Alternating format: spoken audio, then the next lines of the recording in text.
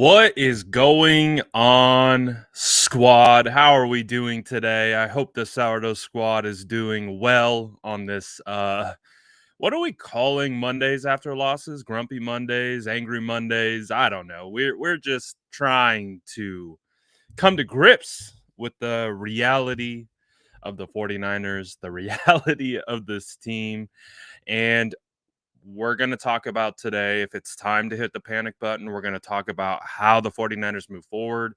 We're going to talk about the hows and the whys per usual. I haven't done a deep dive into the tape. I like Salty Mondays. Salty Mondays isn't terrible. Morning Mondays. What's good, Sean? Um, so, again, obviously, we're going to dive into a bunch of different things today. Um, more looking into situations like this. Why does it feel like the 49ers are broken? Why does it feel like a team that happens to be one of the oldest in the league and has one of the longest tenured regimes just seemingly going downhill? So we're going to take a look at that and we're going to see what that means for the rest of this year because there's a lot of games left. So that can mean a lot of different things. It can mean how are we going to continue to contend this year? Is there an internal discussion where they decide to just blow the whole thing up and move on? We're going to get into all of that. But first of all, let's talk about the game a little bit. Of course, the 49ers lost 30-18 to the Indianapolis Colts on Saturday or Sunday Night Football. There were a couple bright spots. So let's start with the bright spots first, and then we'll get into the doom and gloom in a little bit. But I think one of the bigger bright spots of this team and continues to be this year, Elijah Mitchell, running back, rookie, 6th-round pick. When he's been healthy, he's been pretty damn good. You can tell he still has a lot of learning to do, but still, regardless, with 18 carries, he was able to bust off 107 yards and run for 5.9 a clip and a touchdown. I really, really think that Elijah Mitchell is proving that he belongs. He belongs. He belongs in this league, and he fits perfect for the outside zone scheme that the 49ers, we think they run. We don't really know what the 49ers run right now in regards to their offense and who they are and what they are. We'll get into that in a little bit. But so far, outside of that, Elijah Mitchell has been doing pretty damn good. And he's been one of the lone bright spots in that running back room. Trey Sermon can't even sniff the field as a 3rd-round pick. That's a bit discouraging in my opinion. But again, we'll get to the discouraging things down the line. Deebo Samuel still somehow came away with 100 yards receiving on 7 receptions and a touchdown. Other than that, Charlie Warner was your second leading wide receiver. Sounds about right for the 2021 San Francisco 49ers. That there feels to be a bit of like an allergicness. I don't even know what to call it at this point. They don't challenge defensive backs. They don't challenge. They don't stretch the field. They don't take shots. They don't do all kinds of different things.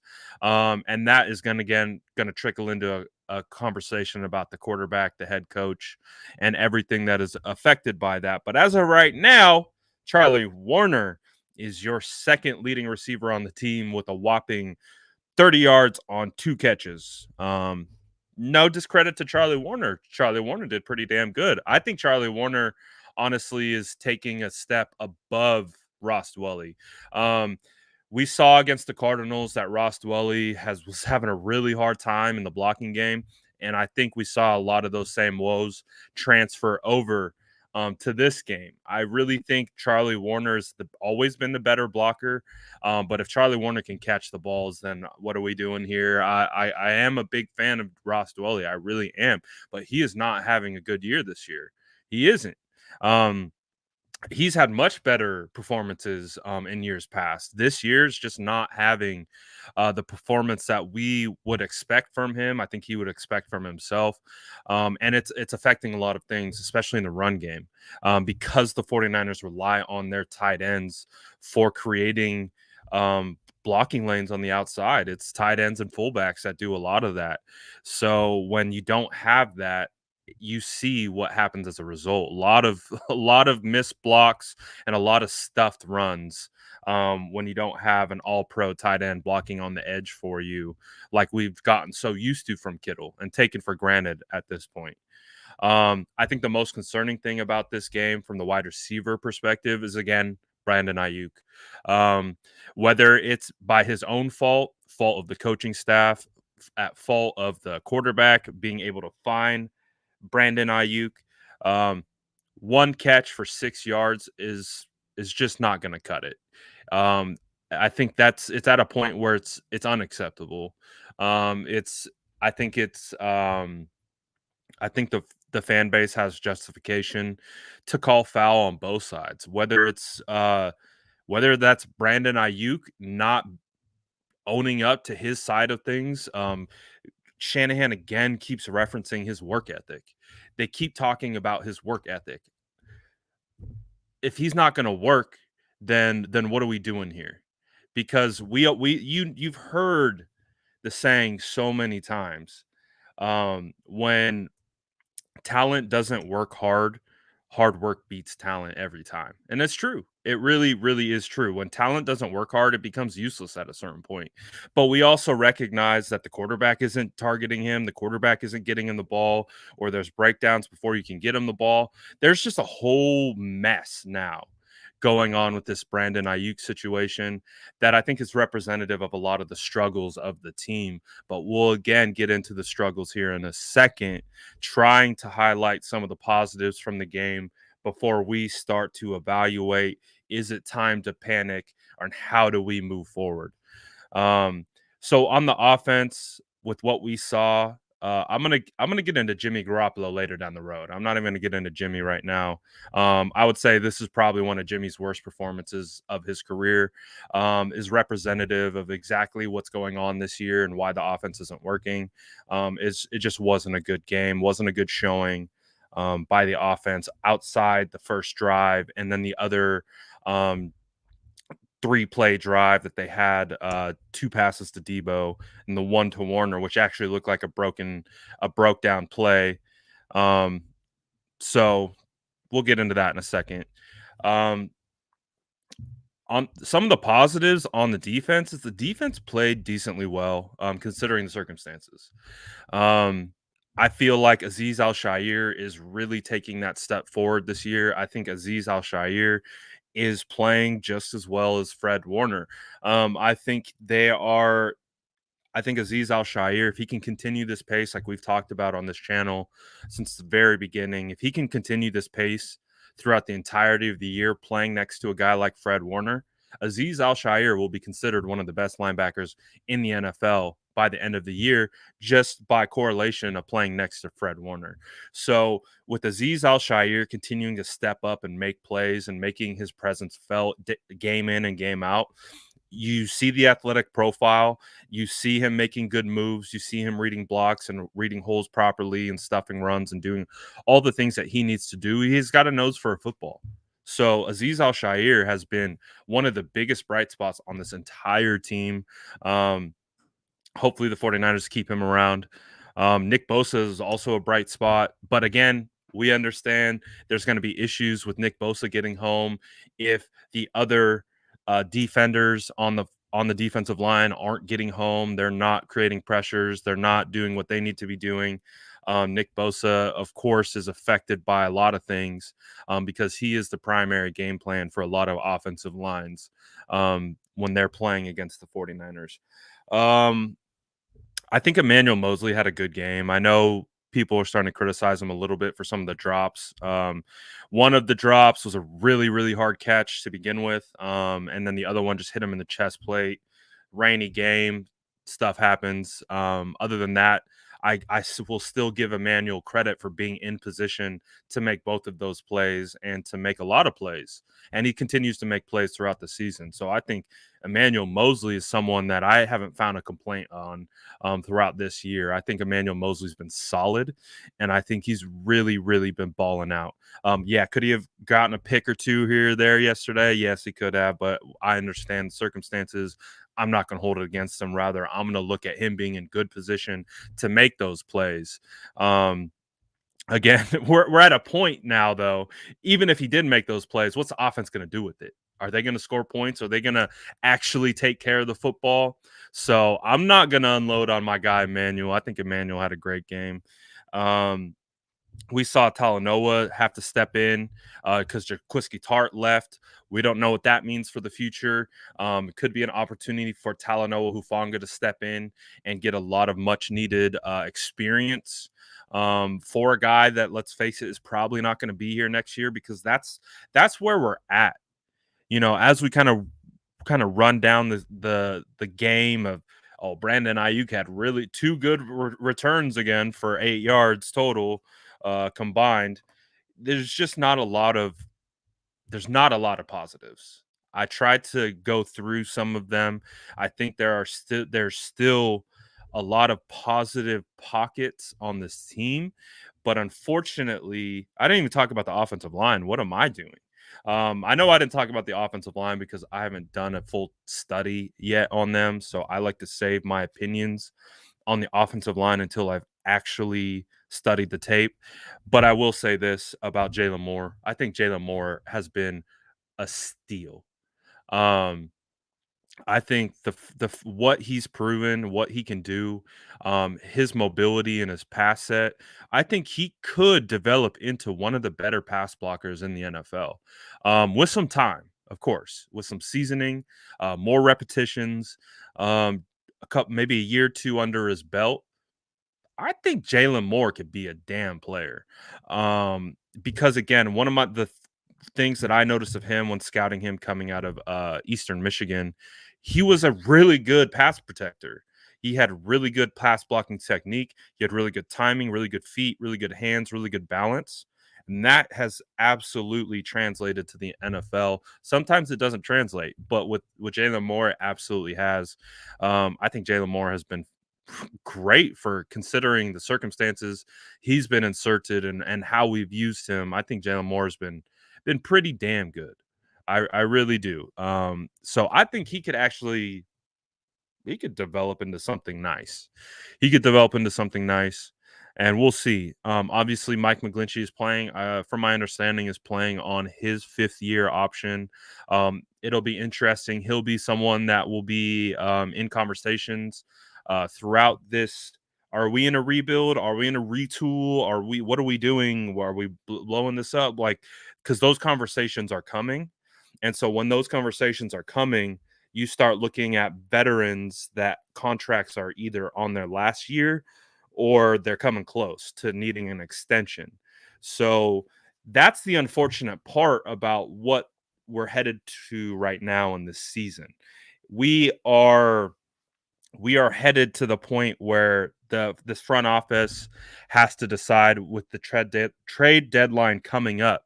Are they buyers or are they sellers? We were talking about this in game last night during the when we were watching it.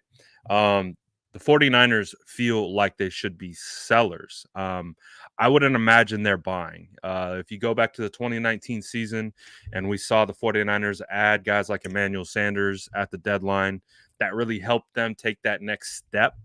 Um, I don't see there's so many systematic issues here from the top down that inserting someone in when you've already given up a ton of draft capital to be in this position. I don't know if you want to compound that situation and make it worse by trying to add pieces. Like the whole Marlon Mack thing, like don't doesn't even matter anymore.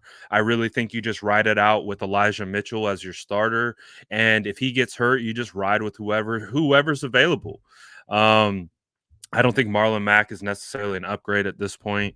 If you're not getting a guy who's literally like redefining your room, then what's the point? Because the point before was okay, we get Marlon Mack, we add depth, we have an ability to swap guys in and out, but do they need that? I don't think so. So, because they can't even figure out what they're doing internally right now. So, bringing outside pieces in to somehow like rejuvenate something is not the move, in my opinion. So, this is where we start to transition the conversation. to what's going on with the 49ers. What do they do to move forward? How do we take this team and either propel it towards winning or propel it towards rebuilding? And that sucks. That sucks. That really sucks that we are week 7 heading into week 8 against the Chicago Bears, and we're talking about the future of how do we salvage not only this year but the future of our franchise. Um it's clear that we were teetering on the thought process of repeating the 2019 year and getting back and doing all of that, but it just isn't coming together. Again, if the 49ers swap 2 losses with 2 wins in games that they should have won against Green Bay, games they should have won against Seattle, games they should have won against Arizona, games they should have won against the Colts, like, this is a problem. Is that this is who they are now. Is that there's enough sample size out there to understand who this team is. And what this team is they cannot play 60 minutes of football. There is a vibe issue, there is a locker room issue, there is something that is hovering over this team that is stopping them from gelling, stopping them from getting on the same page. And I think we all know what that is. And I think we've all if you guys have been hanging with me and you guys have been and rolling with me since the off season, I don't think fondly of how the 49ers managed this whole the whole quarterback thing this offseason, how they managed it in camp, how they've managed it in season. I don't like any of it. And I really truly believe that is why they are in this problem. They are in this problem because they've propped up Jimmy Garoppolo as their quarterback, when in all reality, anyone with two brain cells in their head knew they were trying to get off of Jimmy, trying to trade Jimmy. The Jimmy era is over. We still have Jimmy era. And this is, I think, the screwed up part of what we're living in. The Jimmy era is over, yet he's on the team starting. That is the problem. The problem with this team not being able to gel is they have a guy who's leading the ship, who is leading it to his next job. What are we doing here? Why did who in this organization thought that this was going to be a good idea? Who thought that you could keep Jimmy Garoppolo and develop Trey Lance? And your fan base was going to be fine with it. The media is going to be fine with it. They're going to deal. We know what Jimmy Garoppolo is. We've known what Jimmy Garoppolo is. There's a reason why after the Dolphins game in 2020 in week 5, I ran to the tape and started scouting Justin Fields, started scouting Mac Jones, started scouting Trey Lance, because in week 5 of 2020, I knew Kyle Shanahan and Jimmy Garoppolo were not on the same page. They were not on the same page. So you go, it was week 5 of 2020. What are we doing? Now it's week 7 of 2021. That is the issue. That is the issue. Because you split guys, you split fan bases, you split media, and that puts all the emphasis on you. So now everyone's looking at Kyle. Everyone's looking at John Lynch. Everyone's looking at Parag Marata. Everyone's looking at Jed York. Like, what are we doing here? What's the plan? There's no plan. Like, so when we look at how does this team move forward? This team will never move forward as long as Jimmy Garoppolo is the quarterback of this team. And it's just unfortunate. I like Jimmy. I think Jimmy could have been a good quarterback. I think the injury, the ACL injury hampered his development massively, because I think what Jimmy's dealing with is mental stuff. I don't think his ability is bad. I just think he's dealing with mental processing issues and lack of confidence in certain throws, which is why he doesn't make certain throws. And then when he does, it doesn't look good. Um, so I think it's that combination of the whole dynamic of the offseason, the training camp situation of not developing Trey in the slightest. Um, just again, you trotted you trotted this guy out all offseason to be traded, and he's still here. And to me, That is the issue because it's the quarterback and the head coach is ultimately what the issue is. Ultimately, what the issue is Jimmy doesn't trust Kyle. Kyle doesn't trust Jimmy. The but the locker room has Jimmy's back, but Kyle's still coach. Like, people underestimate the human element of football. People underestimate the human element of football. And what we're looking at is undefinable. I think that's what people someone here said, Pete, you can't blame one person for the whole team that stinks. Well, you kind of can when it's been a long going situation that has just trickled down and trickled down and trickled down and trickled down. Like I sat on this YouTube channel. I sat on this YouTube channel before training camp. You can go watch it. You can go watch QB1, type in the SF Niners QB1, why said Trey Lance should be the quarterback, why Jimmy Garoppolo should be nowhere near this team. Like, it's a conflicting interests.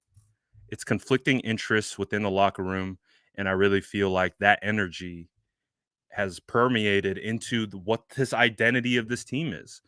Um, and that's unfortunate. And how do you fix that?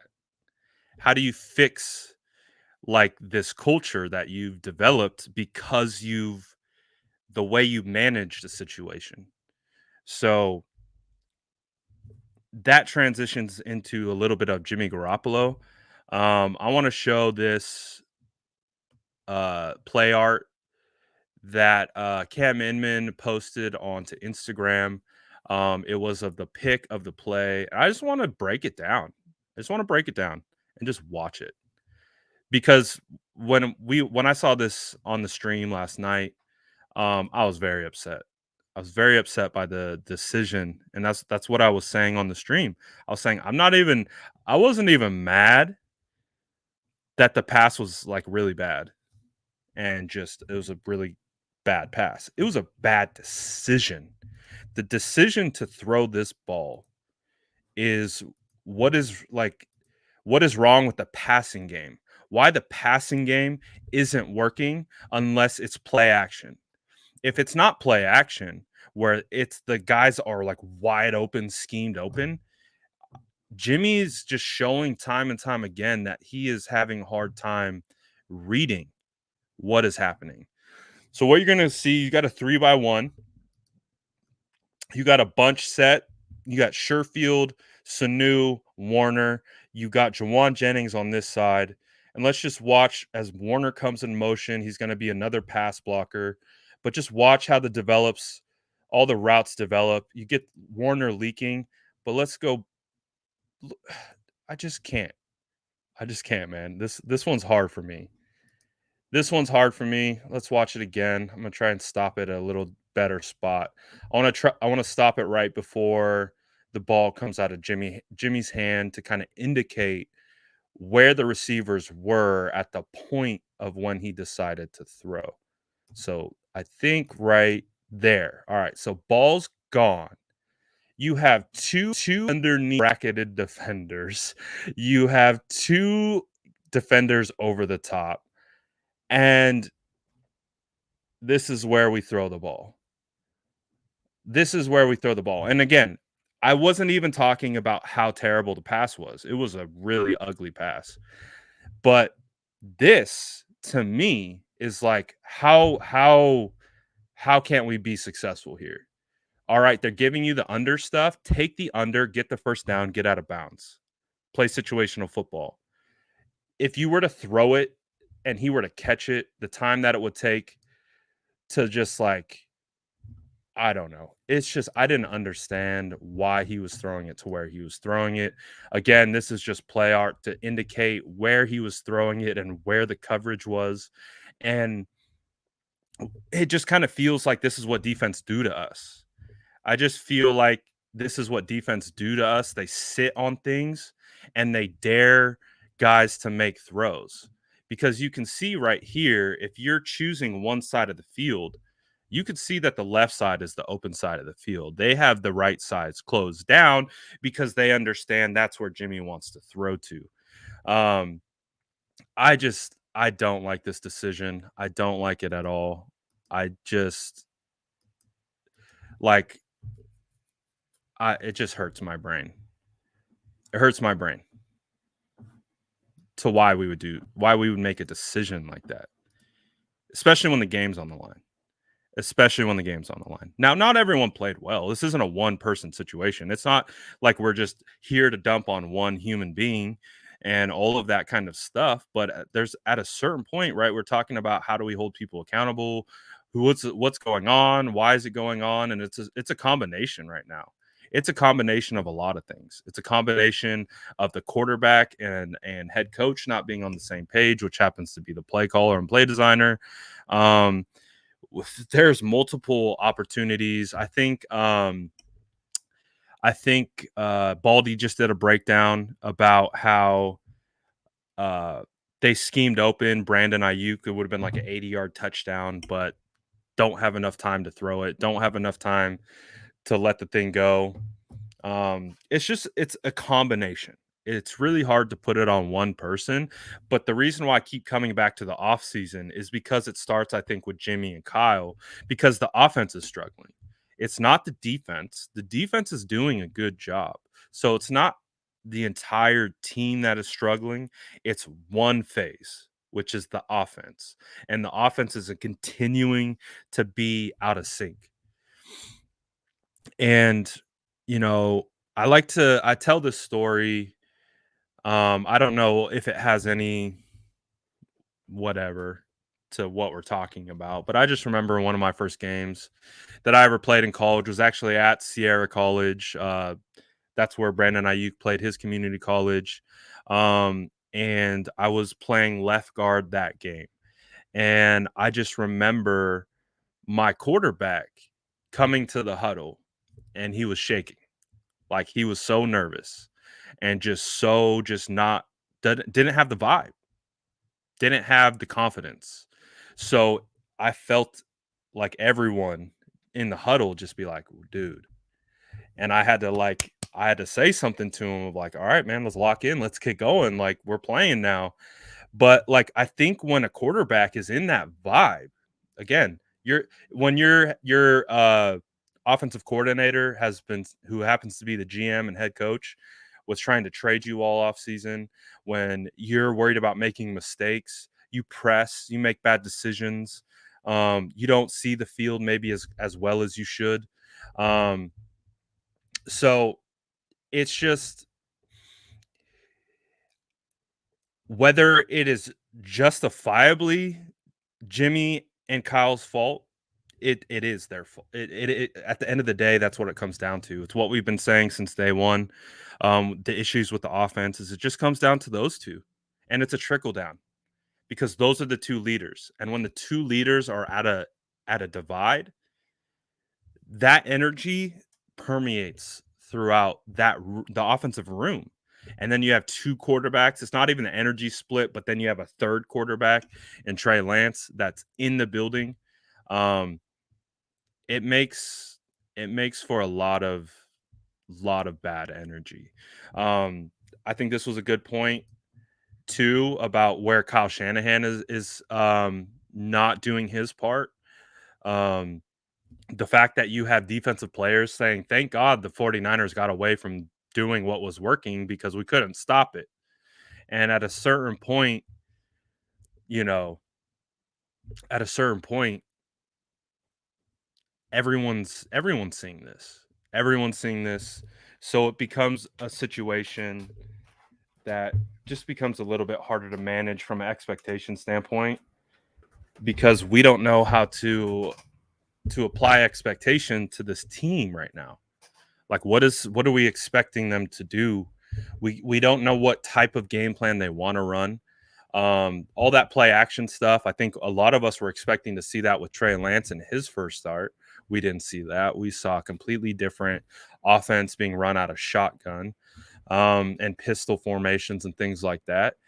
We don't know why the 49ers have gotten away from play action this year. Play action has been one of their bread and butters uh, things that they've done. Dude, I don't know. I don't know if I can pull it up. I might pull it up. Um, let me see if I can. But that's one of the things that I think I've been having the hardest time with of trying to understand the scheme is why they have gotten away from play action regardless if the run game is working or not, because we're seeing defenses try to sell out to stop the run by loading the box. So you can still show threat of run and accomplish what you want to accomplish with play action. And you can do that with any quarterback, whether it's Jimmy Garoppolo, whether it's Trey Lance. That to me, that's a coaching thing. That's a scheme thing. That's a what are we doing, Kyle? So it's a lot of things. But that's what I keep getting back to. It's the fact of odd play calling in spurts, but then when you get good play calls and good design, they're not executed. And it's a weird vibe. It's a really weird vibe. It's a vibe that I've felt since training camp, and just tried to have ignored. Because if the 49ers have won these games, we're not having these conversations. We're only talking about this is because they lost. Again, football isn't pretty sometimes. Like to win a game, you got to scrap, you got to claw. It's ugly, it's dirty, it's not pretty. Sometimes it's just about making less mistakes than the other team. But right now, what the 49ers are doing, it's not it. It's not it. We don't know why they can't sustain offensive rhythm. And I think that's again where it comes back to where these issues are stemming from. Offensive rhythm and that kind of stuff, that to me is and at least in this situation, is a direct correlation between the head coach and the 40 and the quarterback. I don't know. Let me try this. Let me see what happens here. And again, I was talking about the play action thing. Um I was talking about the play action thing. Let's see. So this is why I wanted to say that. I thought this was funny. I think it's funny in the sense that the 49ers have moved so far away from play action.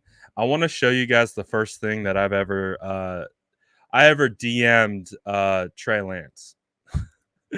So in December of 2020, so December 14th, 2020, I DM'd Trey Lance on Instagram and I said, start repping that play action.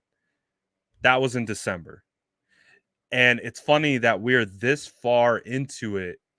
And it's like play action is nowhere to be found. That used to be our identity.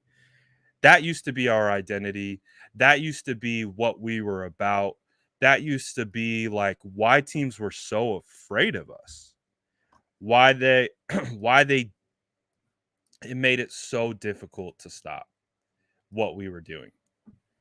And I just don't see that anymore. I don't know why. I don't know why we're not seeing it more with Jimmy. I don't know why we're not seeing it more with Trey. Um, and I think you can see that Kyle Shanahan is pretty beat up by this whole situation. Um, and it's just not gone the way he's wanted it to go.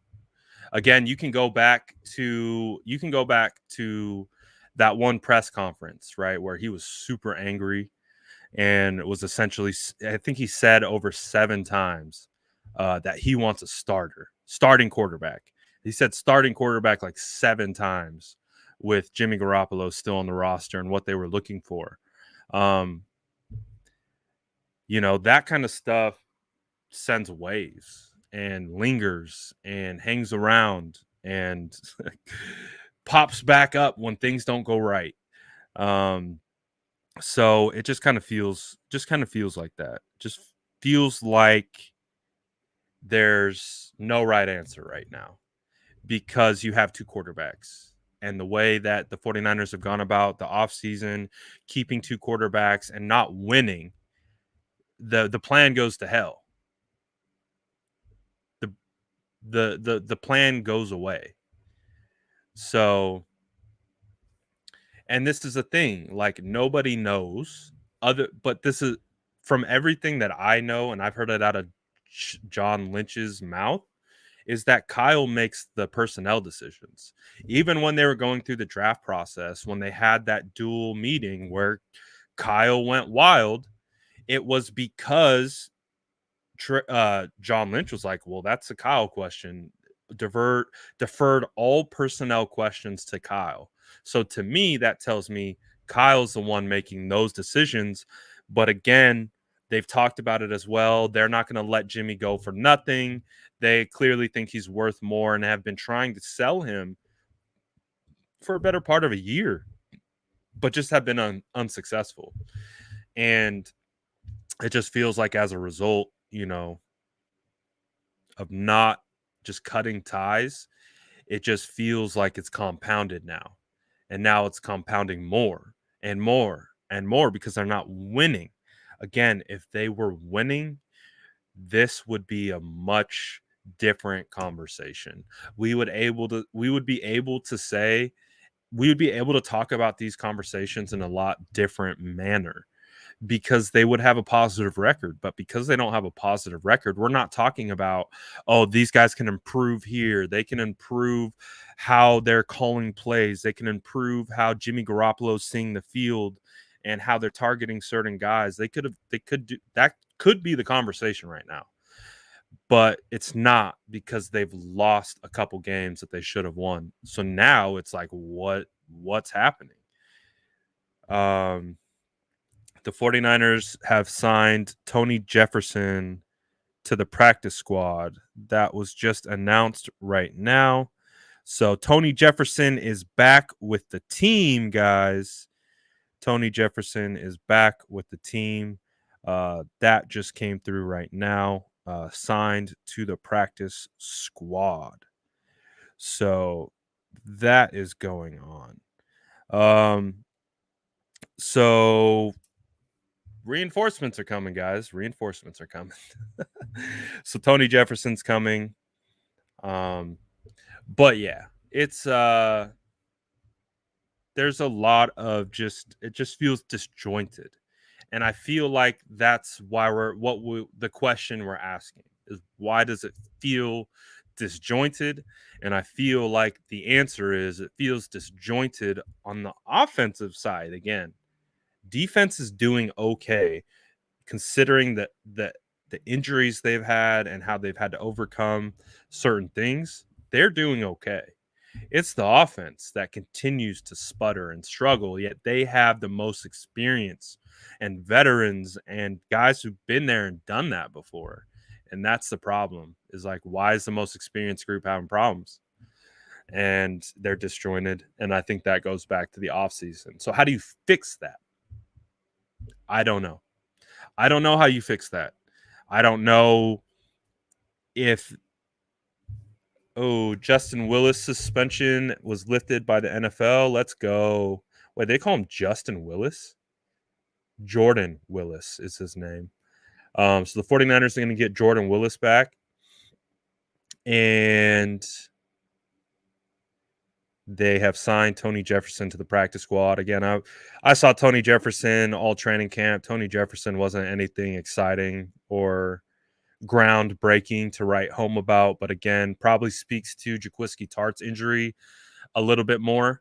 Sounds like Jaquiski Tartt's injury could be a lingerer if that's the case. So we need to also prepare for Jaquiski Tartt to be out for some time as a result of that move. So that could mean Talanoa Hufanga is going to play a little bit more. So that's some of the stuff that's coming out right now.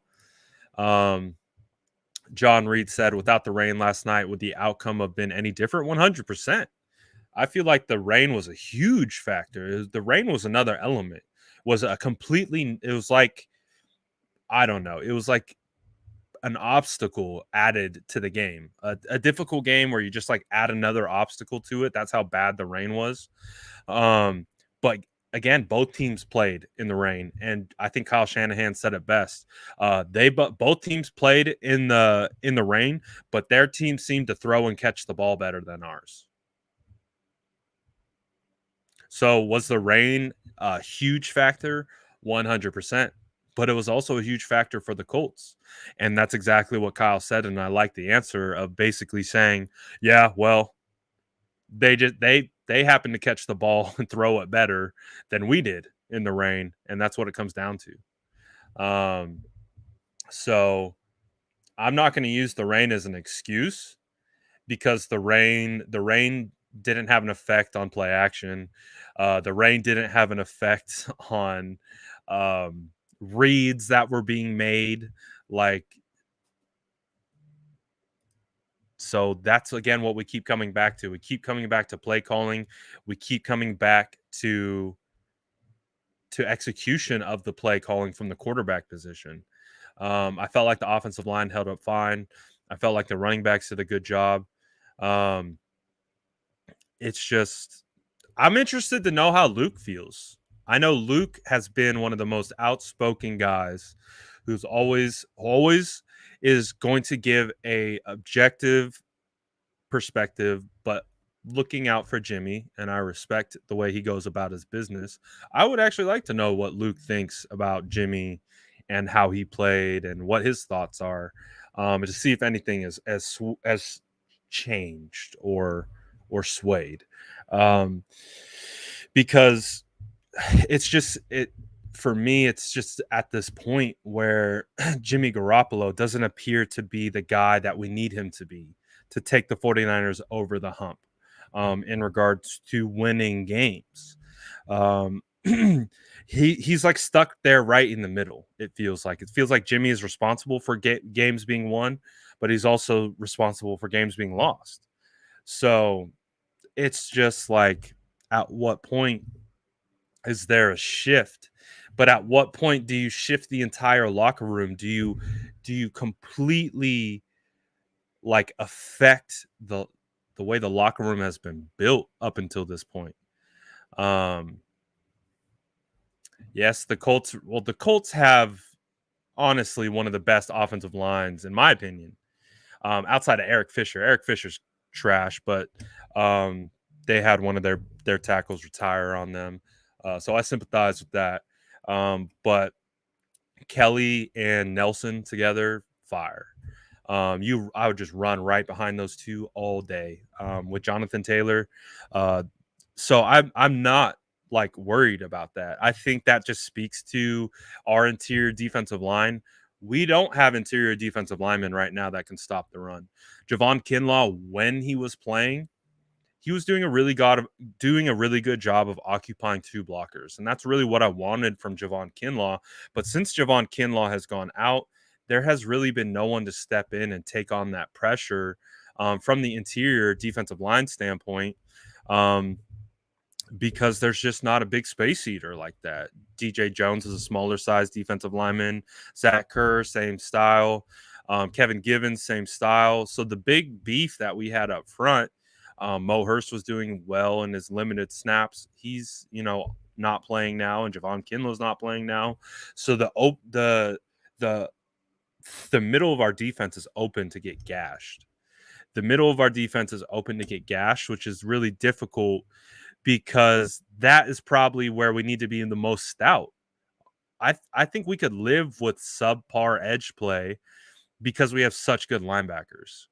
Like, we have such good east west linebackers when it comes to side and tracking down ball carriers and doing those types of things, that it would almost be more imperative to have two run stuffing defensive tackles that both occupy two blocks, and you just allow the linebackers to roam free.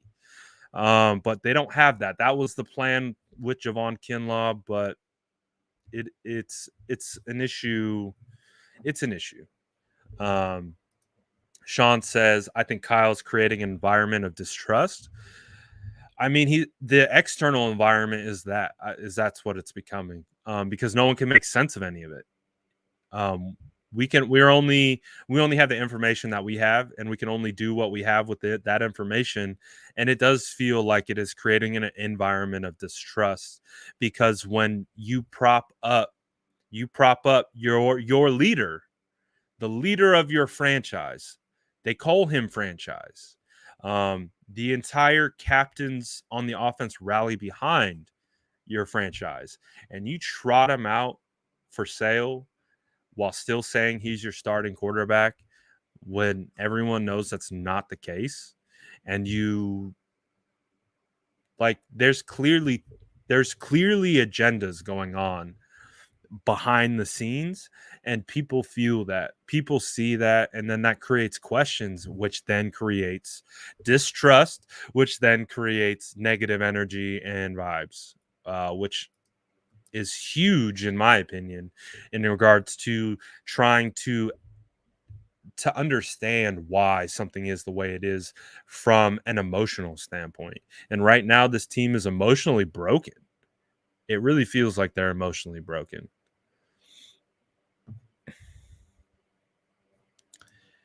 So Luke responds. Appreciate you responding, Luke. I know I kind of put you on the spot there.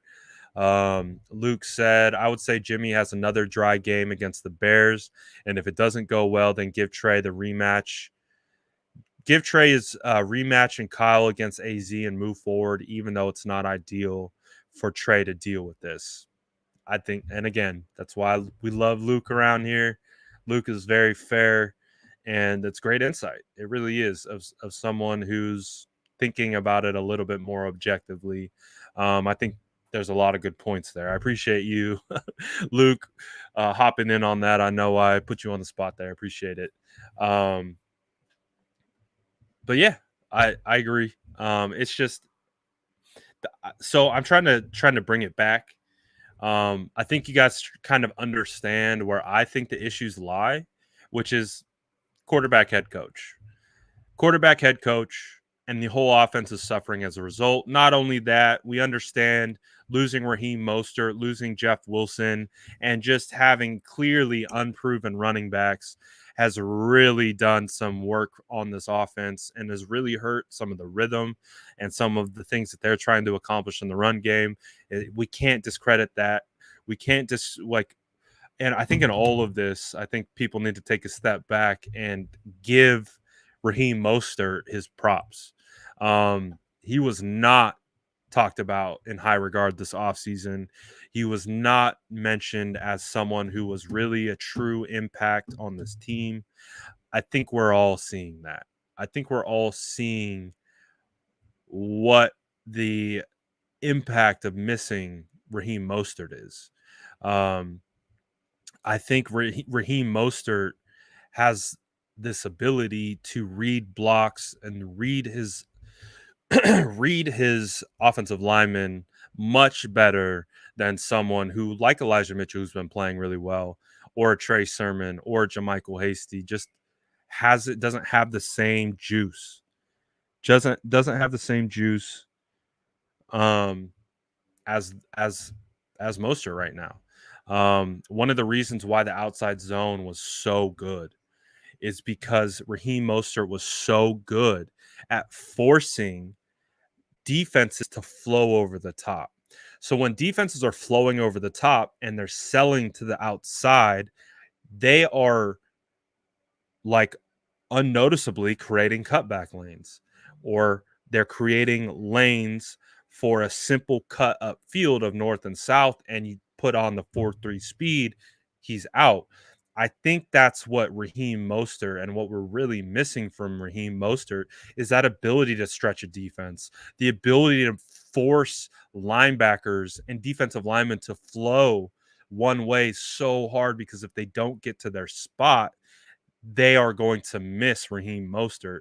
But then Raheem hits him with the cutback and he's gone. Um, I think those are the things that we have missed. I think Elijah Mitchell has done a fantastic job of picking up the slack for what's been asked of him. But again, he's still a rookie. So he's a rookie.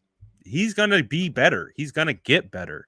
Elijah Mitchell, to me, has proven he deserves a spot in this league and deserves deserves everything he's getting. He deserves to be the starter of this team.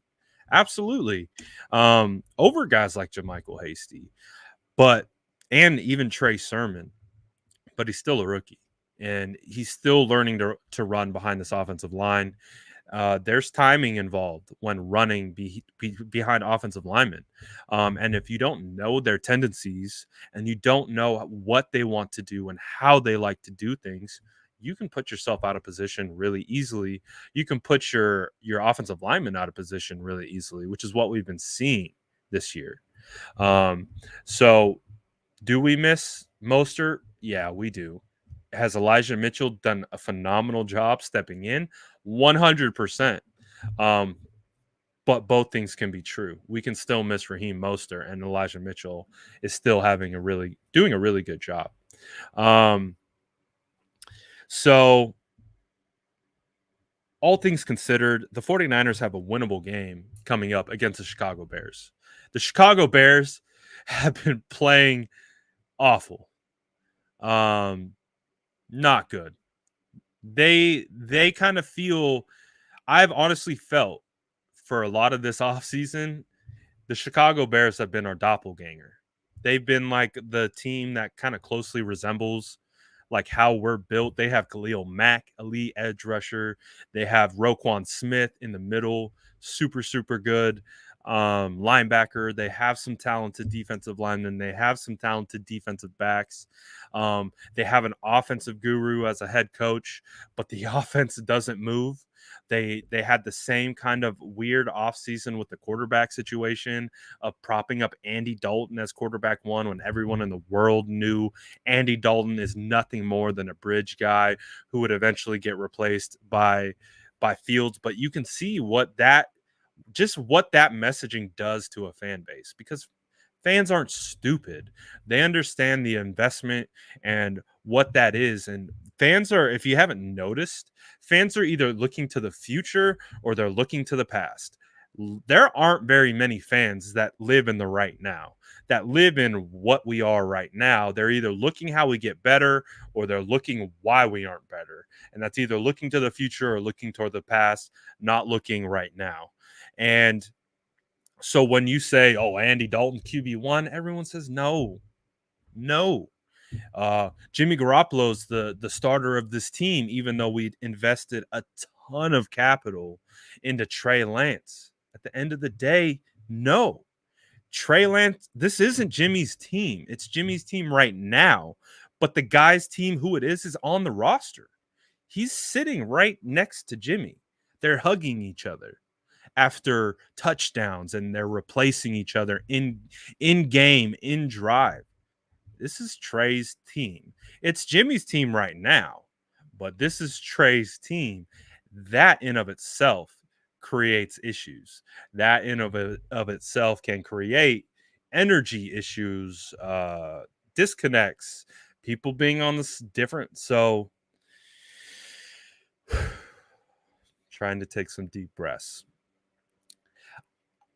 I think part of my issues that I have is I felt this coming. I felt like we were able to identify this in training camp.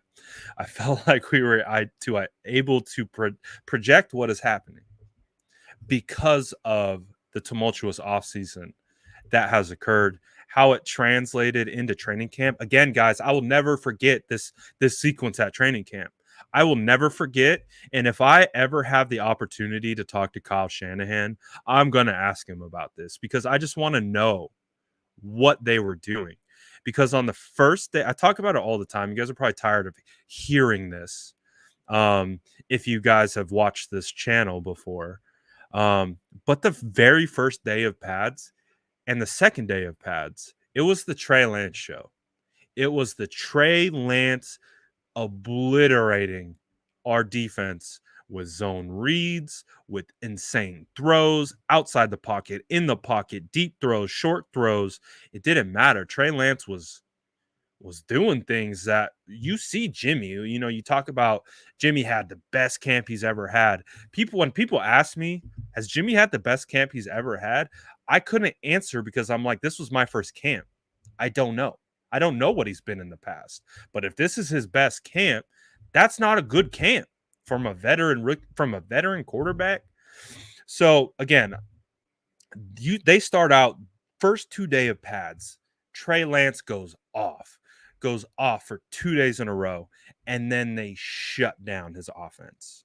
And for the remaining 2 weeks of camp, they operated this other offense that was no rhythm. There was no energy. Like, do you know what I'm saying? So I saw this happening in training camp. It just felt like the offense was unimaginative. They weren't taking shots in practice. But I think that it's because you have a quarterback who's competing for his job. He understands the blowback that comes from having turnovers in training camp. We remember what happened when Jimmy threw 5 turnovers in training camp, or 5 picks in a row. It was one of the craziest days that I've ever been a part of covering this team. Um, so he's locked in with that type of mentality. So he wasn't taking shots. He would take one shot a game. He'd take one shot again, or one shot of practice. They were rarely connected on. And I want to talk again about the awkward dynamic and the things of like why having both these quarterbacks is just awkward. Me and a group of buddies were at training camp. Jimmy Garoppolo and his brothers are literally sitting on the opposite next bleacher over, but we're really close to each other. And Jimmy Garoppolo uncorks a deep ball, and uh he overshoots Travis Benjamin by a solid 5 yards. And my buddy goes, "Oh, that looks familiar, doesn't doesn't it? It looks like the Super Bowl."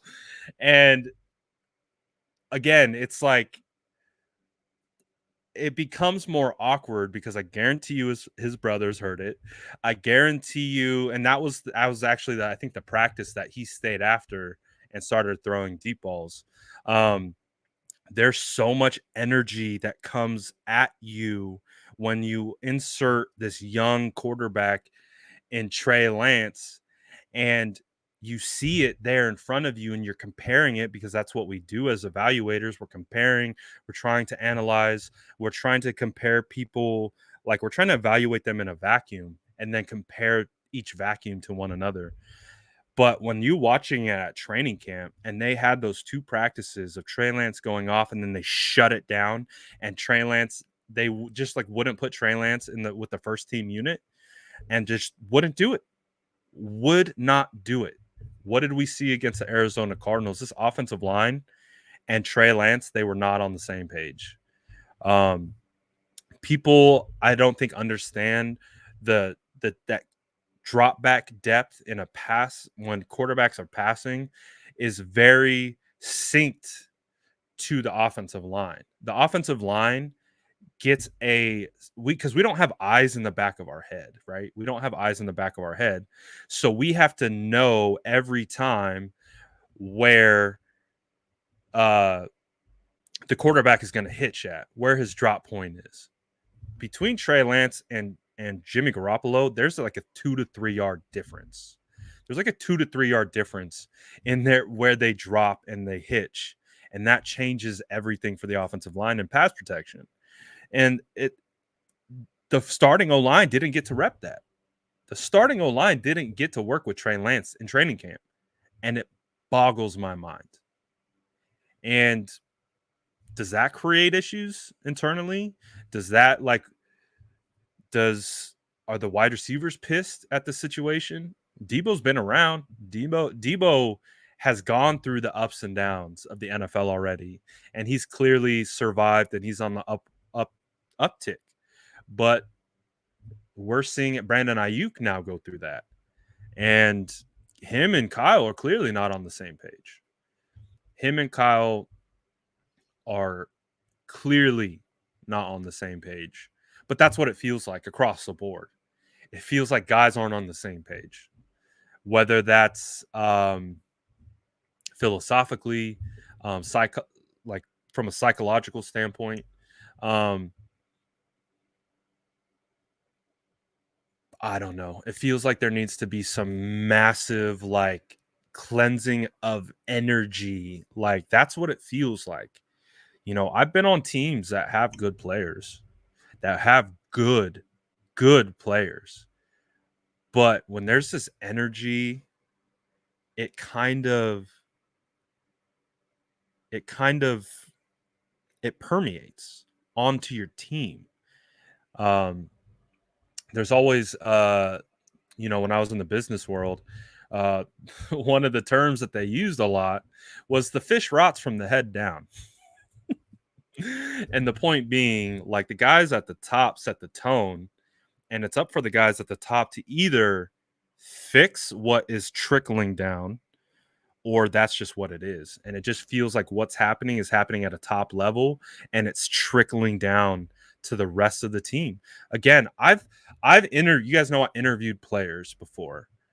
I interview offensive linemen, and it was a point not to talk about the quarterback position. Like, it was a point of emphasis for me not to talk about the quarterback position, because I know how awkward it is for them. I know how awkward it is for these guys in that locker room, in training camp, before OTAs, after OTAs, of what this situation was. I know this has been bubbling up for some time. That's why I look at the Jimmy Kyle situation as being one of the main issues of concern.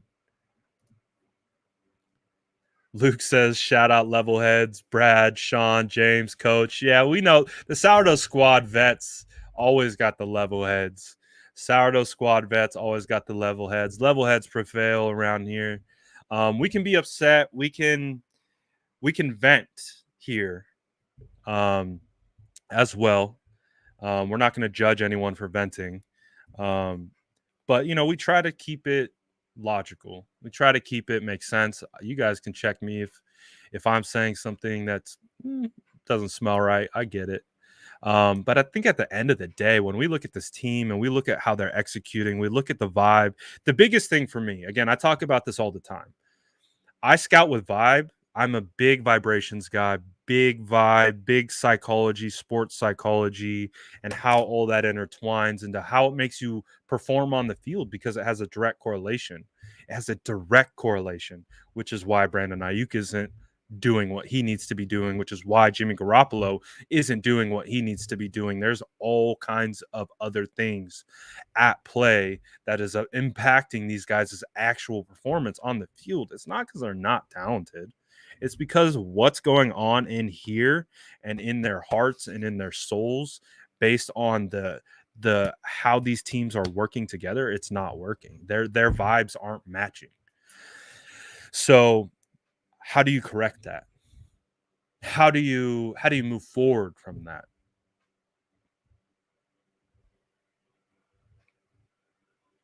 I don't know. There's a reason why there's there's a reason why when a new regime goes out, they clear out everyone. They don't keep any holdovers. It's very rare. It's very rare to keep holdovers from a previous staff, hell, even previous players. It's really hard because you got loyal guys who are loyal to certain people, and so you just kind of got to flush them out. Well, I'm terrified that that's where we're headed, because I feel like we're disjointed because of energy. I feel like we are disjointed because, yeah, seriously, exactly this. Just burn a shitload of sage in that locker room. I don't know. I'm not super sounding like a hippie now, but hey, we're in the Bay. You know the vibes. Um, we keep it 100 around here. So something's got to happen from an energy standpoint. Um, and that's why I'm terrified of the thought process of clearing house, in the sense of key guys needing to be moved. How do you do that? How do you do that? Kyle Juszczyk just got a contract extension, big Jimmy guy, big team leader. George Kittle, big Jimmy guy, huge contract extension, team leader. Trent Williams, big Jimmy guy, huge contract, just paid him. He's not going anywhere. So How do you get a group of men? Again, Alex Mack went onto the radio on KNBR and went and spoke on the airwaves about why they want Jimmy Garoppolo to play over Trey Lance. How do you think that affects Trey Lance if he were to hear that? Like, and that is what you've created. This isn't a bridge guy. Jimmy is not a bridge guy. Jimmy is a franchise quarterback that was paid by a franchise quarterback by this franchise, and you keep him here and you think that you can plop in a rookie and spend all the draft capital that you have and that you think everything's going to be hunky-dory? Because we knew Jimmy Garoppolo was going to get hurt. We knew Jimmy Garoppolo was going to struggle. So you knew Trey Lance was going to see the field this year. And so what you're buying into, what I feel like they bought into was, please, we need, whatever culture you're from, I don't care. We don't discriminate around here. Whatever works for you and from your culture, get those lava rocks. Let's do it. I don't care. Burn sage, pray to whoever you pray to, vibe to whoever you vibe to. I don't care. But we got to change the energy around here. There's no reason why. Tell me why, please. I might hurt your ears right now. I'm sorry. This might hurt your ears. I'm sorry if you're wearing headphones. I'm sorry.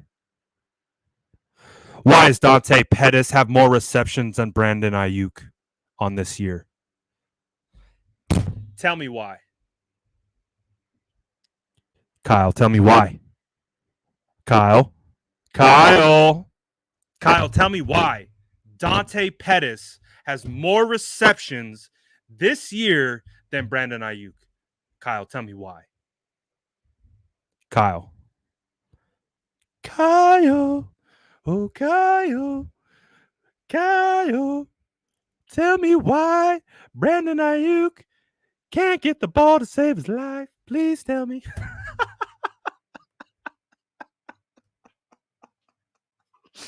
Then my goal has been accomplished. I'm glad your ears are bleeding. So we can all bleed together. We can all bleed together because this is where we're at as a fan base, as people who cover the team, talk about the team, try to wrangle up all of those types of things. What are we doing? That was a banger. Someone sample that. Someone sample that. Where's Pilo at? Get that boy to sample that. But that's what I'm talking about. Like, that doesn't, like, how does Dante Pettis have more receptions, 10, than Brandon Ayuk, 9? How does that happen? How does that happen? My voice is amazing. Thank you. Thank you very much. I appreciate that. I'm getting that spicy habanero bread is coming out. That spicy sourdough coming out, man. I just want to know. Like, again, there's so many things. There's so many things going on right now. Apparently, I'm going Grant Cohn right now. I don't know what that necessarily means, but apparently I'm doing that. So, okay. Is that what Grant does? Is yell at Kyle and sing to him? Does Grant sing to Kyle? I have no idea. But why? I think that's a perfect, like, and we get it. Kyle wants Brandon to do something different. Kyle doesn't like the way Brandon is going about his business. He doesn't. He does not. But that feels like the energy is being reciprocated. It feels like the energy is being reciprocated back to Kyle. Because, again, we talk about psychology. Not everyone reacts to the same thing the same way. I think Vish was talking about this last night on a Twitter space. He said, and don't quote me, I might be repeating the information wrong, but it feels like no, what he said was the 49ers have used 12 draft picks on receivers. And as we stand right now in 2021 under this regime, Debo Samuel is the only thing to show for it.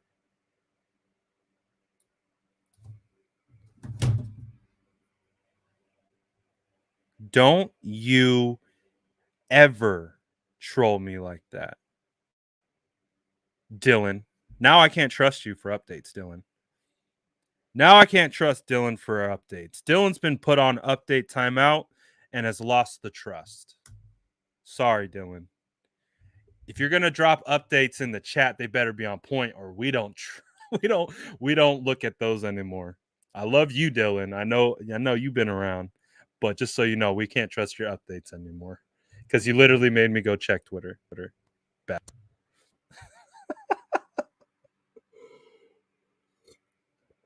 Oh goodness gracious! All right, what were we talking about? We were talking about Brandon Ayuk. We're looking at a systematic issue. Ban him. Oh, Dylan, watch out, man. um, we're dealing with a systemic issue. We're dealing with something that starts at the top and as a trickle down. So how do you replace that, or how do you fix that? Because I think we can identify that this is starting with the top. It starts with who's ever in charge. It always starts with who's ever in charge. There's a reason why there are managers and directors and VPs and senior VPs and presidents and CEOs. There's a reason why there's hierarchy. So it of course is going to start at the top. But it seems to be funneling into the quarterback position, which then is a trickle down into the locker room. So, how do you fix that? I don't know. I think you guys understand where I'm at with the quarterback position. I honestly thought, I mean, this goes back to what I wrote in January. This goes back to what I wrote in January when I thought they were going to trade for Deshaun Watson. Jimmy Garoppolo can't be on this, shouldn't have been on this roster if you were transitioning in a new direction. And what I wrote is what is happening. Like literally in January, I'll try and find the article. I talked about why, like, whether they go with the rookie or they go with the veteran, you just have to move off Jimmy Garoppolo because you have to have a clear cut of cultural change. And they didn't do that. I think they thought like they can mix it together. They should have known the fan base would not be able to handle it. They should have known that. That and that's one of the first mistakes. I mean, Kyle said on the Schreger and McVay podcast this offseason, if you have one of those top 5 guys, meaning quarterback, you can survive anything. And I talked about this in the offseason. I said, I asked my listeners the same question, and I'll re-ask it now because I asked this and when they did the podcast, this was before training camp. This was after OTAs, so it was after OTAs before training camp. Kyle Shanahan did that podcast where he just talked about quarterbacks the entire time. And one of the things that he said, if you have one of those top 5 guys, you can survive anything. And I asked you, do you think Kyle Shanahan can survive Jimmy Garoppolo? So I'm going to ask it again. Do you think Kyle Shanahan can survive Jimmy Garoppolo? Based on whatever you think who's at fault, doesn't matter. Do you think Kyle Shanahan can survive Jimmy Garoppolo? We got one nope. Because define survive.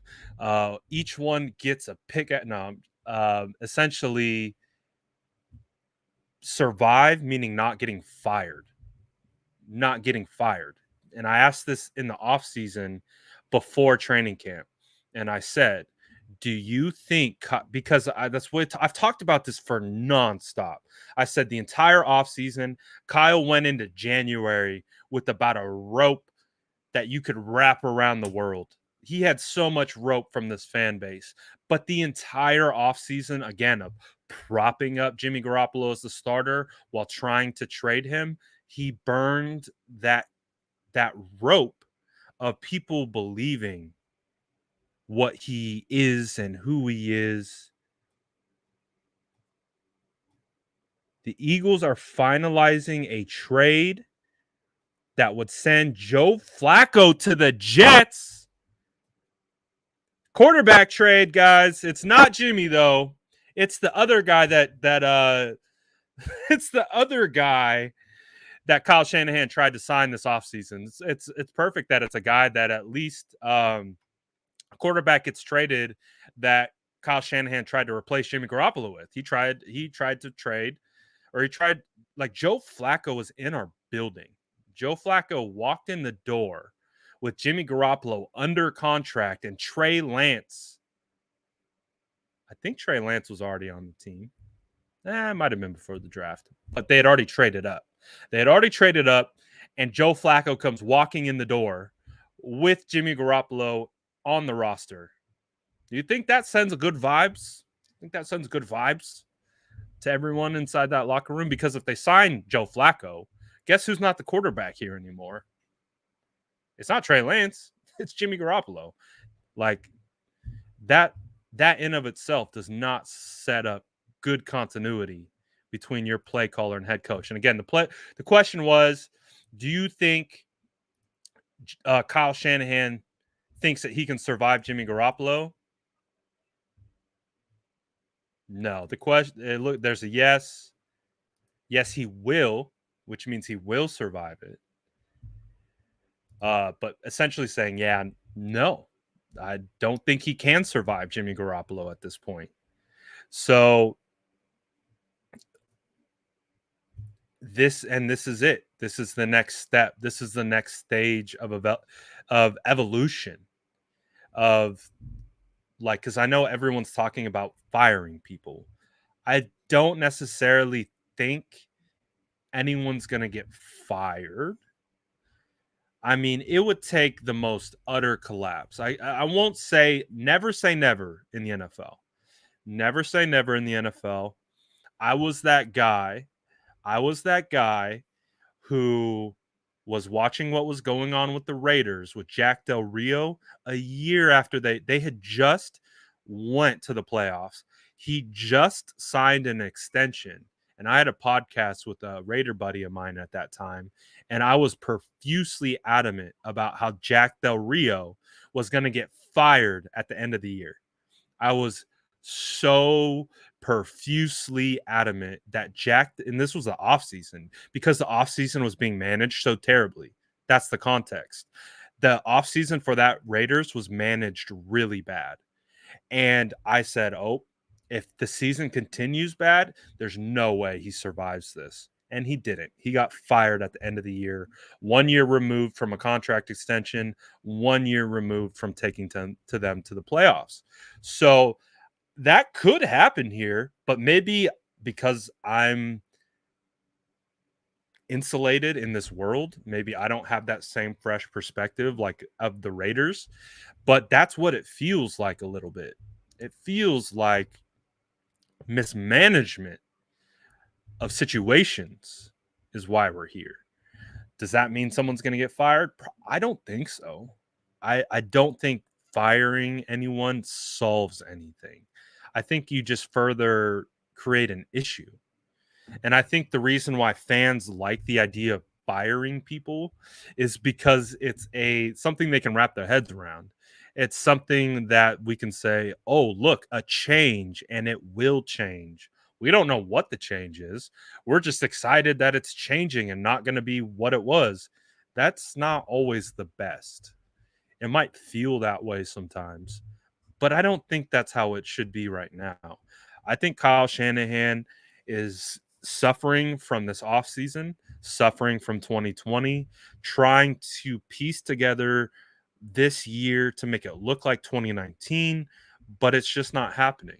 And they've lost a lot of really key pieces. Guys like Brandon Ayuk not stepping up to the plate. There's a lot of moving parts here.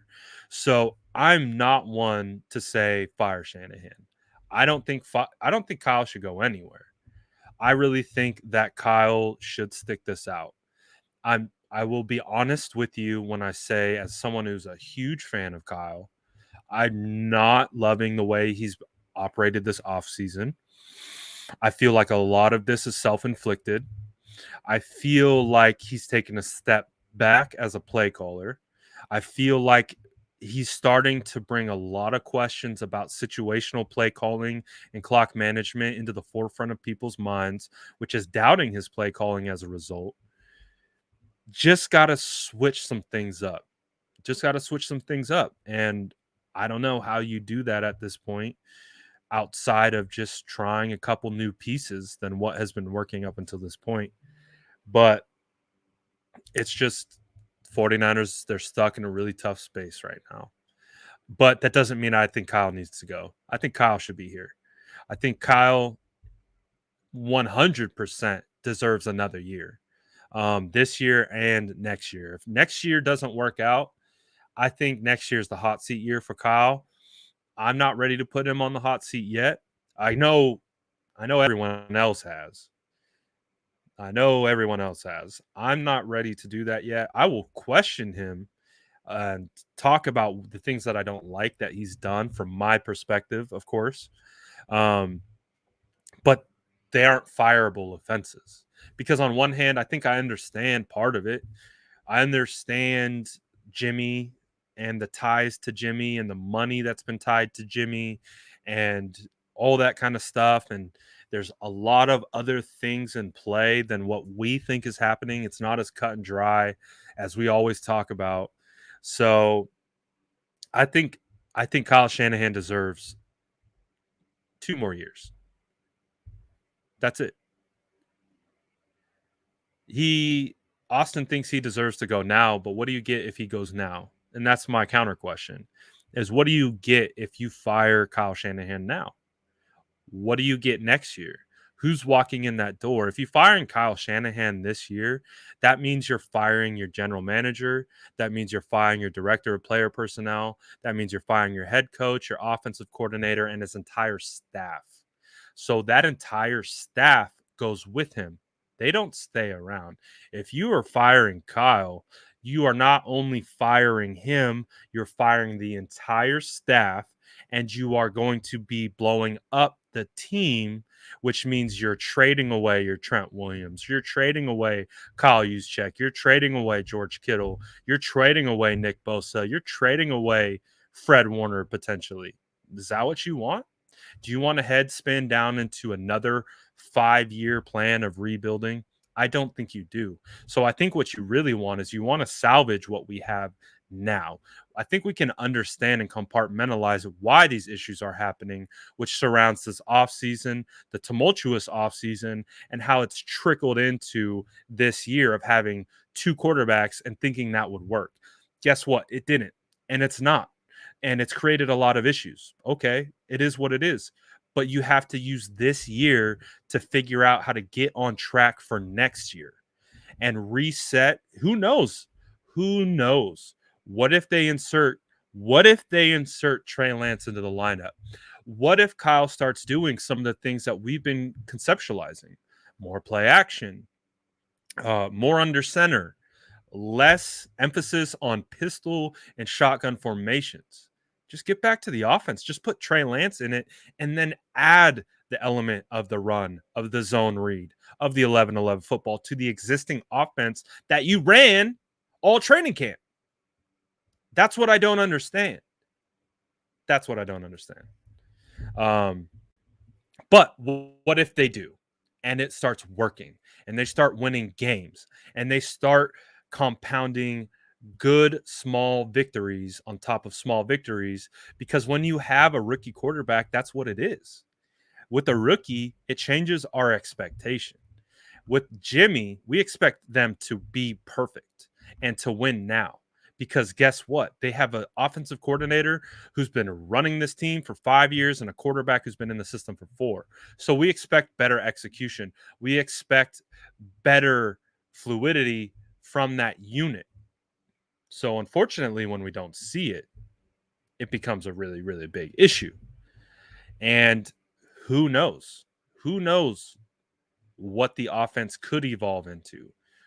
That's part of why we can't let Kyle go yet. I get being upset with Kyle. I get it. I'm upset with Kyle. I'm I get it. It sucks. What's happening right now? This is not what anyone's wanted. But I think the thought of firing Kyle just further compounds the issue, because what if the new regime that comes in, they don't like Trey Lance? They didn't invest into Trey Lance. That is a regime of a past mistake. What if this guy Eric Bieniemy that everyone wants from the Colts? What if he doesn't like Trey Lance and doesn't want to come coach there? What if he just saw what happened with Kyle Shanahan and how quickly he got discarded over quarterback play? Would you want to come to this franchise, to this fan base, foaming at the mouth for a winner? And if they don't get it, they toss you to the streets first chance they get? I don't think so. Not at least not me personally. I'm not ready for that yet. I'm not ready for that yet. Next year, let's have a different conversation. Next year, let's have a different conversation. But right now, we just got to shut the door. We got to shut the door on what we were trying to do and evolve into what we're going to be. And I think right there, that's where that needs to occur. What did I say? People keep saying quickly. What did I say? I'm not even, maybe I misspoke. Quickly, this started in 2017. I don't know. I might have misspoke on something. But I think the point that I'm trying to make is that it's time to shift. It's time to shift. What they were trying to execute throughout this year hasn't worked as they'd want it to. So now it's time to shift towards how we move forward, how we progress through this. And people just want Kyle fired. I get it. I get it. You're upset.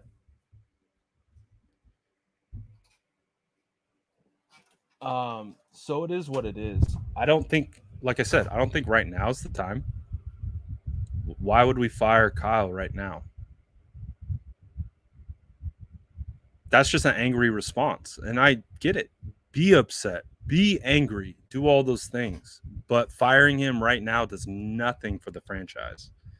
Does nothing positive for the franchise. So if that's your path forward, then go for it. I'm not going to subscribe to that. I understand, at least from my perspective, based on the people I've spoken to, the way I've covered this team, I feel like I understand what these issues are. Are they partly and directly related to Kyle Shanahan? 100%. But they got put in a weird spot with this quarterback situation. Why they got put in this quarterback situation, I don't know. But they're in it, and they got to live with it now. So I'm going to give them an opportunity to correct this and come out the other side. But that's why they get the remainder of this year. And if they show promise this year, then you give him next year and you develop Trey Lance. You develop the offense around Trey Lance. They didn't do that this year. They didn't do that this offseason. So Well, I wouldn't say Kyle has quit on this team. I think that's hard to say. I would say my um, evaluation of Kyle last night was rejected. Like, just, I wouldn't say quit. He just looked depressed. Like, he just looked like, what have I got myself into? Like, that's what it felt like. Because Kyle went into this year after a really bad 2020, still considered as one of the better head coaches and play callers around. But this offseason has done a number on fans, on players, on employees, on everyone. Trust me when I say that. Trust me when I say that this quarterback situation has been a big reason for all of this, but there's so many layers that we don't even understand as fans that go further on behind the scenes. So it is what it is. I get it. I get people want to change. Clearly, that's a natural reaction to have. Oh, something's not going well. Let's change it. But I just don't see solutions. I don't see, to me, firing someone isn't a solution because that's just a process in regards to finding the solution. And so I don't know. Just got to see. I just don't see it for this year. I don't see Kyle getting fired this year. Um, Regardless of what happens. Again, you have to follow the money as well. You have to follow the money. Um, they just got extended at the beginning of this offseason to 6-year contracts. I guarantee you they're going to give them a little bit longer of a leash. Um, so it is what it is, man. Um, we'll see. We'll see what happens in regards to how everything continues um, for the 49ers throughout. Um, it's clearly not going great. It's clearly not going well, but it is what it is. Uh, and we'll see what happens as a result. So I'm not in the business about firing people. I don't think. I think there are certain instances where it makes sense. Like I called for Trent Baalke's head, 100%. Trent Baalke, you want to talk about someone that deserved to be fired and have their job called for? Him, 100%. Has the draft picks worked out really, really well for the 49ers under Kyle? Not necessarily. Have all the free agents worked out? Not necessarily. But have some hit? Yep. Have some draft hits hit? Absolutely. He's drafted the best middle linebacker in the NFL. He drafted the best tight end in the NFL, in my opinion. Um, Swung a trade for Trent Williams. 49ers don't have Trent Williams without Kyle Shanahan. Um, and, things like that. So it is what it is. You can make excuses for both sides of why you think he should be gone or why he shouldn't. But at the end of the day, it comes down to I don't think he deserves to be fired. Right now, as we sit today, week 7, heading in to go see the Chicago Bears, no, absolutely not. You can disagree with me. That's fine. Um, did I miss something? Oh, did I miss your super chat? Damn it. Sorry, I might have missed your super chat. I think I did, Luke. That was not on accident. I mean, that was not on purpose. I appreciate it, though. I think I missed it. I absolutely think I missed it.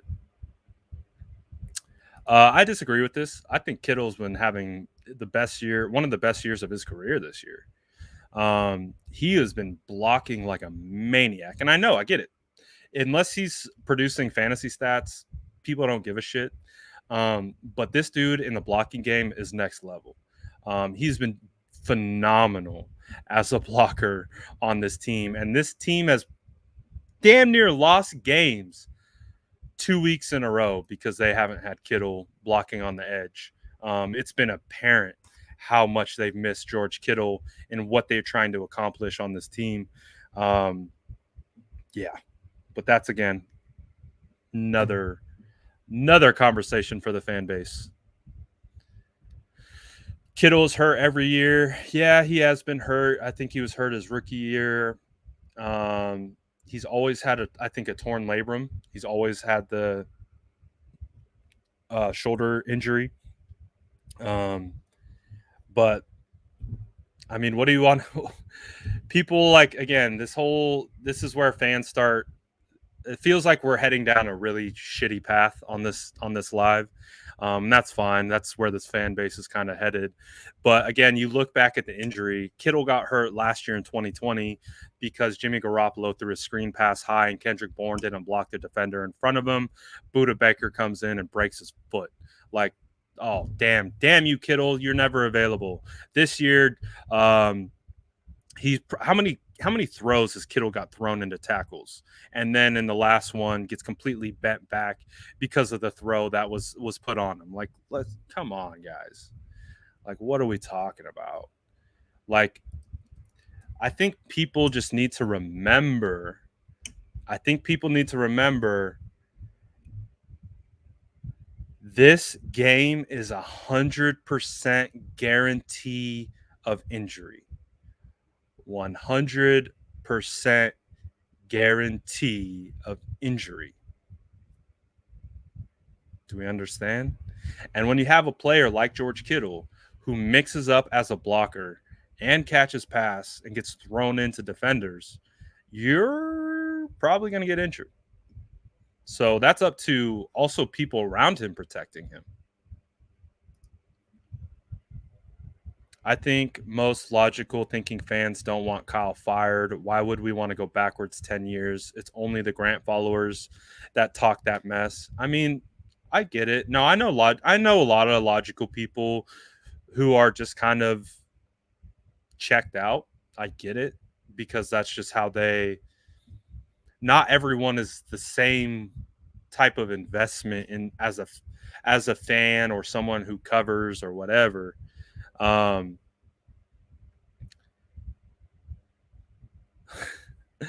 I appreciate the love. I don't know who I'm sticking up for.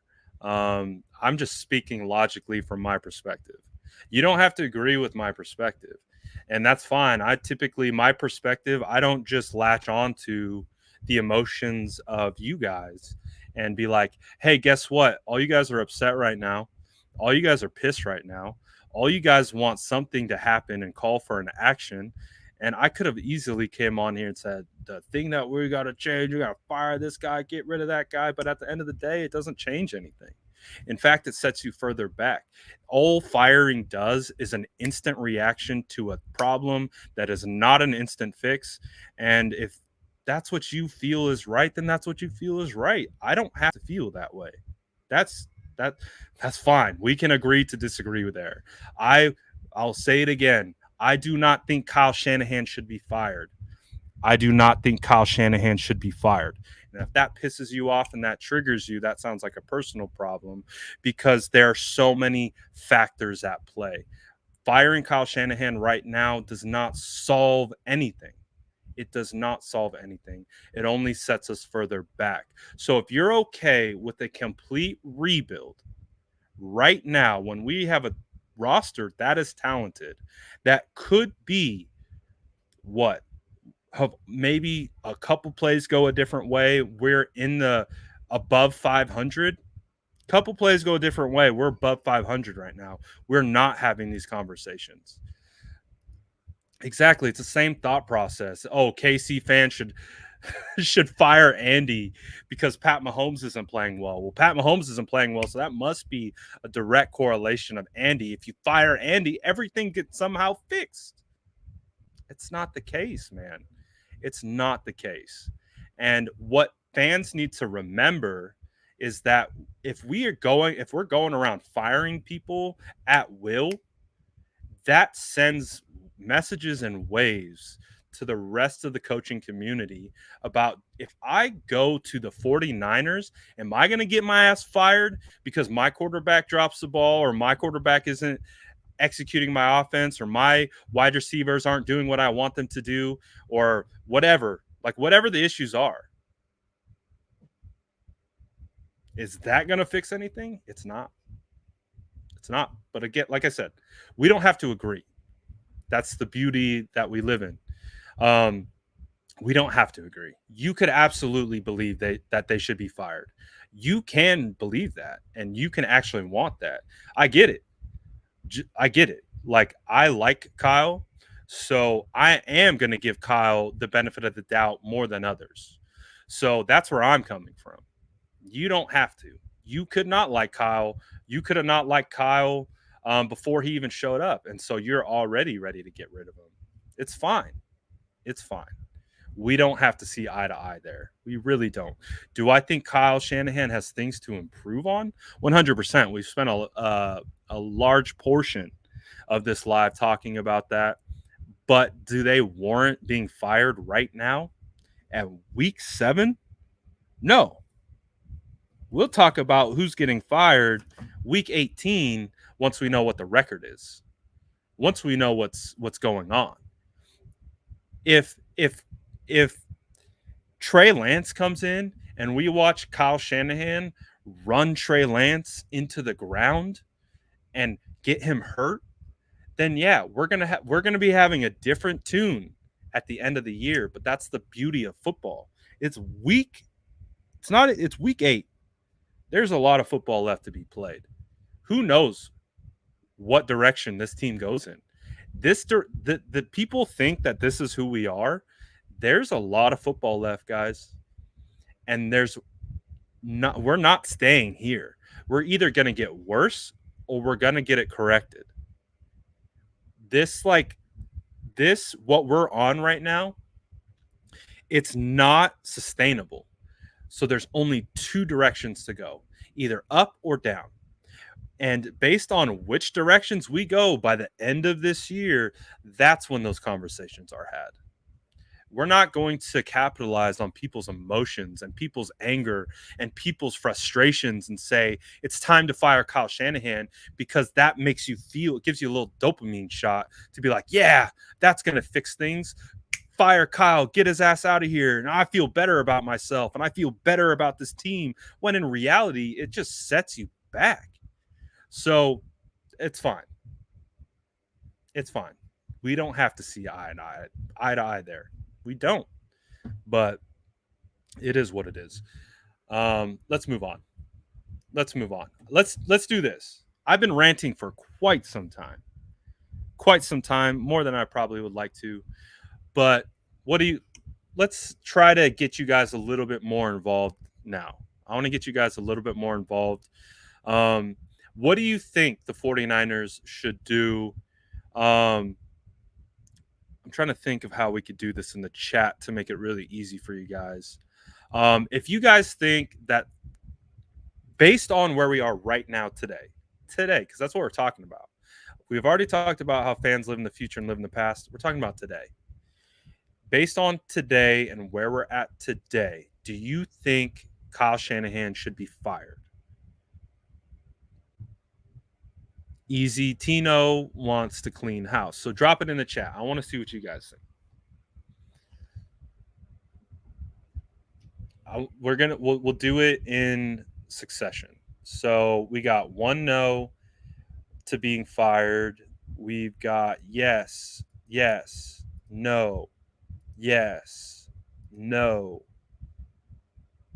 no, negative, no, no, no, no. Oh boy, this is coming in hot. No, no, yes. Niner fans deserve better. Niner fans have the right to be pissed. Yes. No, of course we have the right to be pissed. No, no, not yet. Let's see how the year ends. Hell nah. Negative. Um, let's see. No, he shouldn't, but he should definitely be soul searching. Probably one of my favorite answers so far. I agree with that. I don't think he should be fired, but I don't think he's out the woods yet. I think there's a big difference. So what we're looking at right now is you're dropping in the chat. Do we think Kyle Shanahan should be fired based on where we sit right now? Right now, week 8. Yes, not yet, but it's wearing thin. That's fair. Not yet. Yes. No. Absolutely not. Yes. No. I'm Canadian. Can I vote? You get 2 votes for being Canadian. Panic. LOL. It's football. Lots of panic around here. Lots of panic for 49er fans. That's typically what we do, is we panic. No. No. Finish the season. Nope. Nope. Again, does Kyle deserve to be fired right now? No. Like you said, we would be set back, and it doesn't solve anything. It just makes everything worse. No. Yes. Even if you give Kyle one more year, I don't believe it will make a big difference. These players know how good Kyle is, and they understand losses happen. It's the fans that can't quit uh, grab that grasp. Can't quite grasp that in the losses. Nope, no, don't fire Kyle. Judge after the season.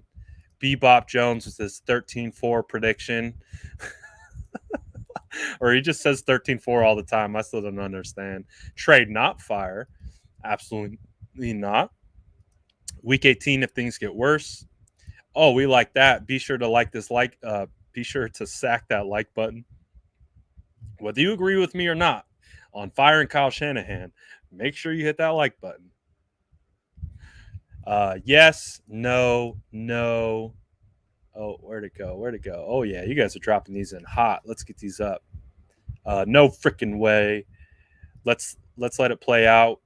He needs He needs to change his attitude though. Nope. Terrible coaching. Kyle should stick with OC. The random Colts Nation. Hell no. He says Anthony's spot on. Don't fire yet. Another judge after the season. Exactly. Thank you.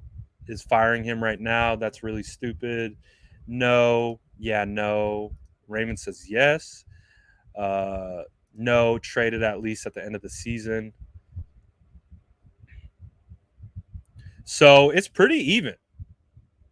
It's pretty even. It's pretty even. Which I understand. We got to fire Lynch. John Lynch catching strays. John Lynch catching strays. Yeah. So as you can see, it's very split. It's very split. And I understand the split. I get it. A lot of people are unhappy right now. Oh wow. Breaking. Jimmy Garoppolo has been reported the starter against the Chicago Bears. Kyle Shanahan just came out and said Trey Lance is on pace to practice Wednesday in limited fashion, but definitively Jimmy Garoppolo will start against the Chicago Bears. How are we feeling about that? Drop it in the chat. How are we feeling about that? All those all the people that said no to firing Kyle Shanahan, they're all changing their answers right now. They're all like, "No, get this guy out of here. If he's gonna start Jimmy again. Get this guy out of here." Oh my goodness. So that's it. There you have it. Jimmy Garoppolo to start against the Chicago Bears. You have it from the head coach himself. Um, like we said, Trey Lance will be available to practice this week, so he should be up on Wednesday. 49ers D Ford and Aziz Al-Shaair are in the concussion protocol. So hopefully nothing serious there. But how we feeling, guys? Yeah, look, everyone's changing. Fire him now. Oh goodness. All right, let me get this out. I'm gonna get this posted, and then we'll rant about this. Luke's called it. We might not agree, but he's been calling it. He's been calling it. He's been right a lot. Got to give Luke the props, man.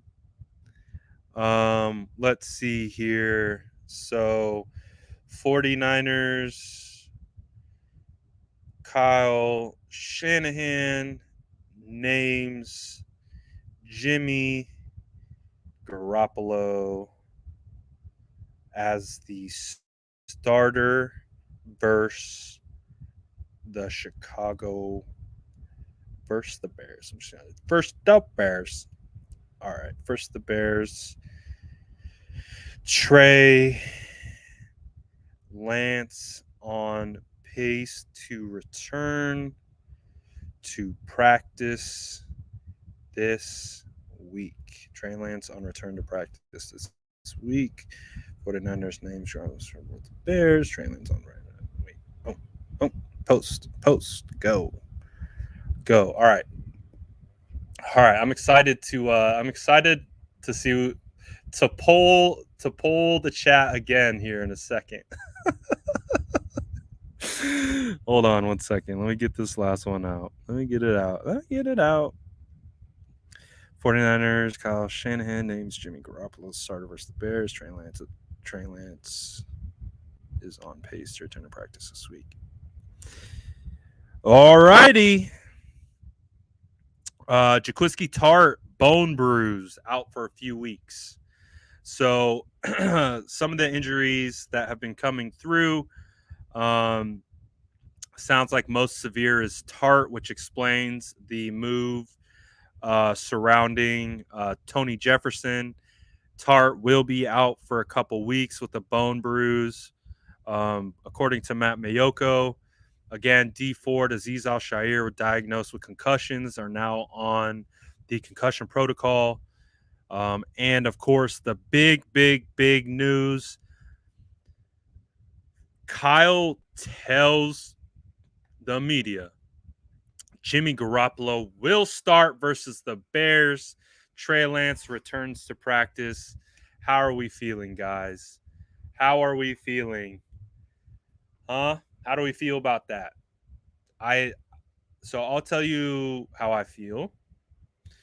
I don't necessarily this is why you don't this is why kids, future NFL head coaches and general managers, I know we got some really smart people in here that are going to grow up to be future coaches, general managers in the NFL. Don't do this.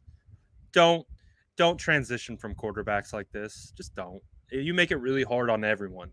You make it really hard on people inside that locker room, inside the building, and the fan base. Just don't do it.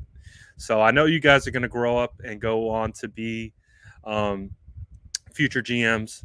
Don't do this. Don't do this, because this is now what happens. The fan base, I would say, was split at the beginning of the year.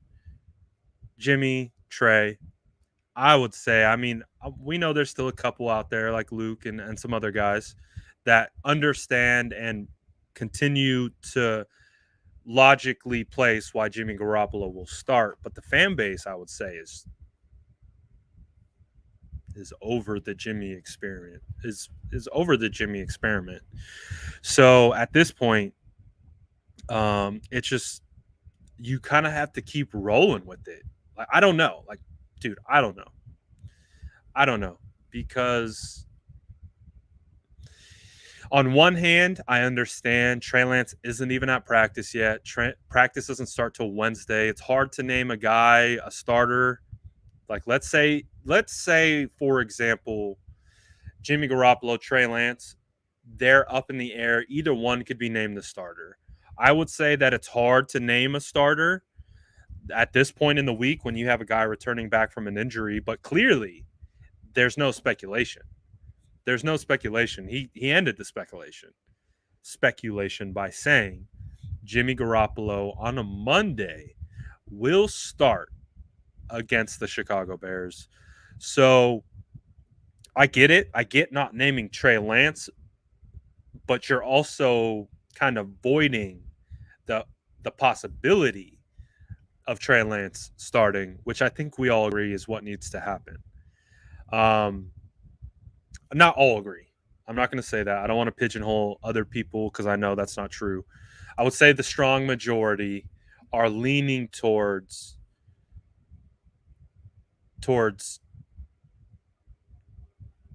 making the move to Trey, just because, again, what we've talked about.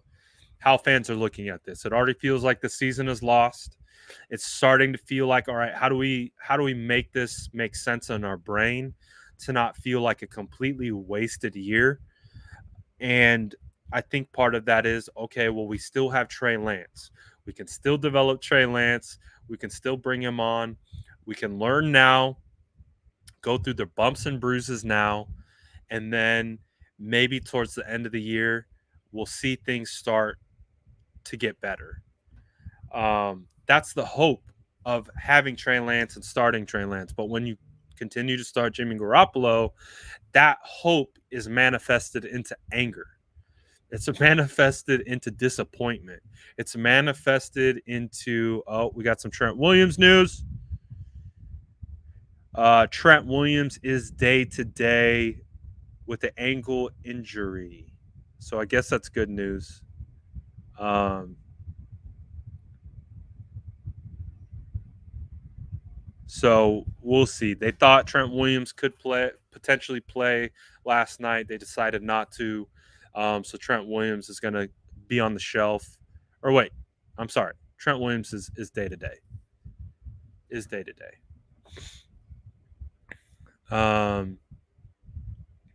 So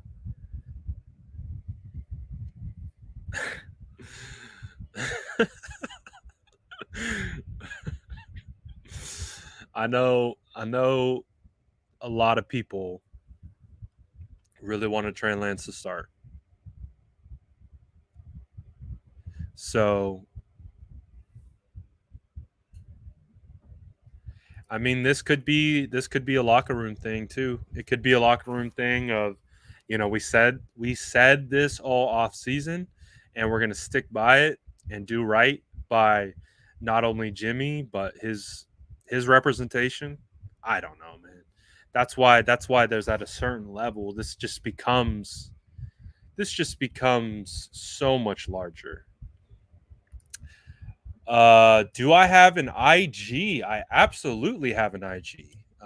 Check out my IG at the SF Niners. 100%. I would imagine I guess I assumed all you guys followed me on Instagram. Maybe not. I don't know.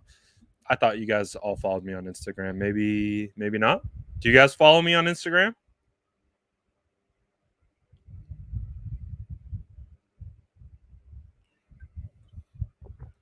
Oh man. Who's blocking Khalil Mack on Sunday? We don't know yet. Could be Trent. Trent hasn't been ruled out. Trent hasn't been ruled out. Um, so it is what it is.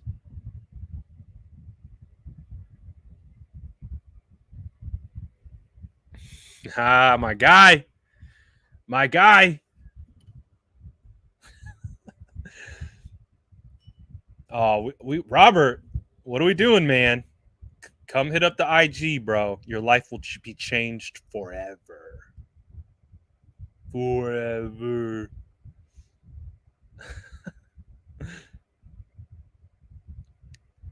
Oh, good stuff.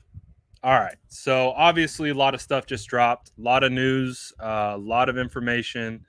Let's reset a little bit.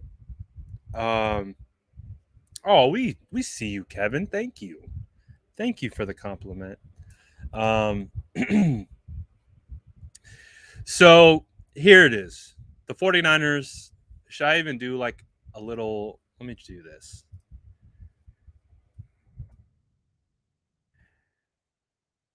Shanahan to start. Jimmy Garoppolo against the Bears. You know what? We're just gonna have it roll across the bottom. Hey, appreciate you, Tino. Thank you for stopping in, making your comments known. Appreciate you. So Kyle Shanahan to start Jimmy Garoppolo against the Bears. Are we excited? Are you guys excited for this news? Are you guys happy? Is your faith in Kyle Shanahan restored if it has been lost? How do you feel about Kyle Shanahan naming Jimmy Garoppolo as the starter? I do want to hear some of your guys' thoughts on this. And well, thank you, Dylan. I love you too, buddy. I love you too. Just can't trust your updates, but I do love you.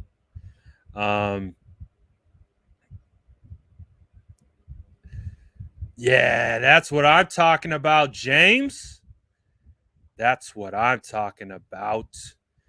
Yeah, so clearly people aren't excited. Um, and again, it's really hard to be excited by I understand. Like there's so many layers to this. Like first layer, I understand why they're still rocking with Jimmy. Like as much as I don't like it, I understand. But at the same time, it's like I really didn't want this to begin with. So it's like just there's so many layers. There's so many layers to this. Um, I think Jimmy Garoppolo hasn't played his best ball. I feel like that's why I guess I'm kind of I've been asked this question about Jimmy and his performance in training camp. I feel like Jimmy has been playing like he plays in training camp. So that's what I don't understand by the whole narrative of this is Jimmy's best camp he's ever had. He's literally playing like he played in training camp. So if that's the best he's ever played in training camp, then I don't know. I don't want to see what he looked like before. Because this is some of the trends you saw from Jimmy Garoppolo in training camp. He would be very deliberate with his passes. He would be very deliberate in finding open receivers, not trying to force balls. He started to towards the end of training camp once I think he felt comfortable that it was his job. But in the early sessions, he was not. He was not forcing the ball downfield. He was not throwing difficult throws. He was trying not to turn the football over. But in training camp, when he would turn the football over, it would be a trickle down effect where he would stop performing at that level he was. He was directly affected by turnovers that happened in practice. I think you see that translate into the game. I think that's one of the reasons why I like Trey Lance is because I think Trey Lance shows that intangible that he doesn't get rattled by mistakes. He's able to make a mistake, and just wipe the slate clean and come back and do it again. I think that's why I really would like to see Trey Lance evolve with this team. But if he's not healthy, and right now Jimmy is, then I guess that's what this team is going to ride with. Um, what makes me say the quarterback situation is a locker room thing? A lot of I've explained it quite a bit, but I'll of course kind of recap it for you. Um, as you guys know, I've interviewed players on this roster this offseason. I interviewed offensive players um, with Trey Lance on the team, rookie third overall pick, and I did not ask them a question about Trey Lance. I did not ask them a thing about Jimmy Garoppolo because I know the vibe. I know it's awkward for them. They've communicated that to me, as well as just me picking it up and observing it on my own, because I know how football works and I know how the human element of football works inside a locker room. So when I say this is a QB situation inside the locker room, it is. When all the leaders want Jimmy to start, the fan page is moving on from Jimmy by selecting Trey Lance. That creates a divide. That creates a divide. Um, or it creates it at the very minimum awkwardness, which is 100% a real thing. Um, so Yeah, I know it affects them. I know for a fact it affects them.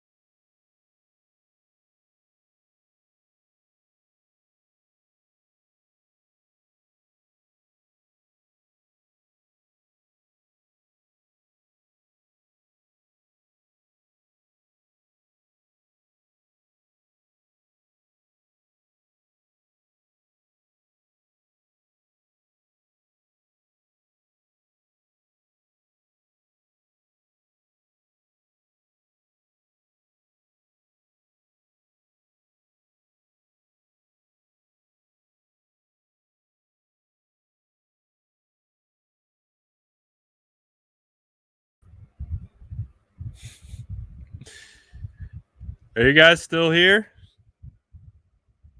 You guys are actually still in here?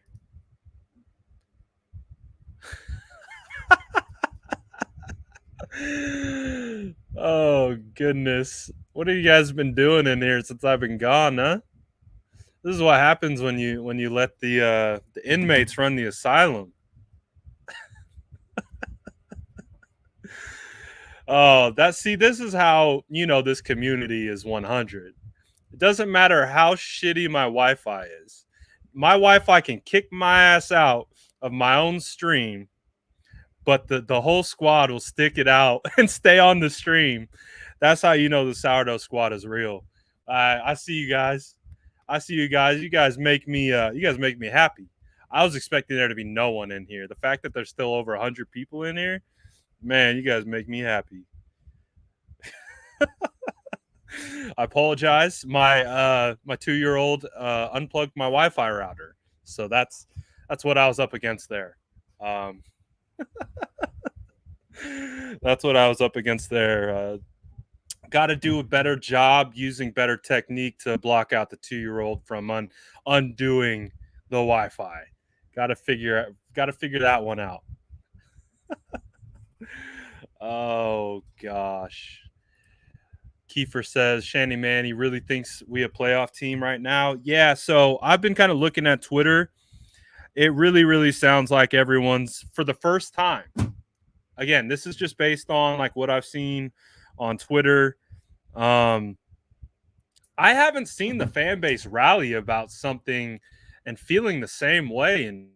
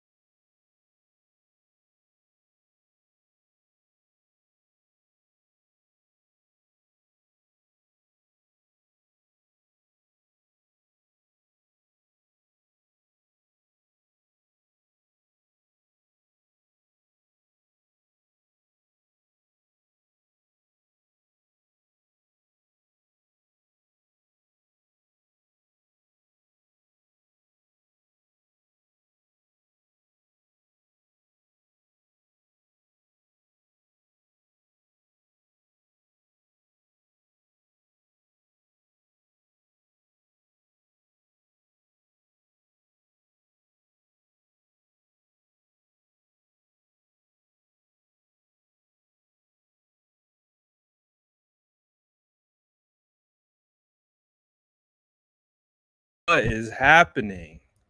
What is happening? Dude, what is happening right now? What is happening? Hey, I love your guys' resiliency. I love the resiliency of this group. I love the resiliency here. Hey, this group knows how to deal with adversity. This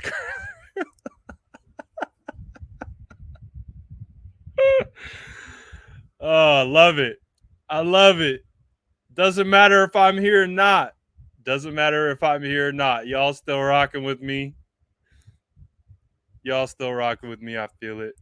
I feel it. I'm glad this is making you laugh. I'm glad my terrible internet connection amongst the news that Jimmy Garoppolo will be starting quarterback against the Chicago Bears is at least bringing some lightness to the situation because I think this is kind of where everyone's feeling. I've been looking at Twitter and kind of refreshing Twitter, um, and it's like what I was trying to say before I was so rudely interrupted by my McDonald's Wi-Fi was that I'm not sure so far, at least on the surface, everyone's been on the same page from a fan base perspective, at least vocal fans, with what they want. Again, there's a couple. I'm not trying to put everyone into like pigeonhole everyone, but it feels like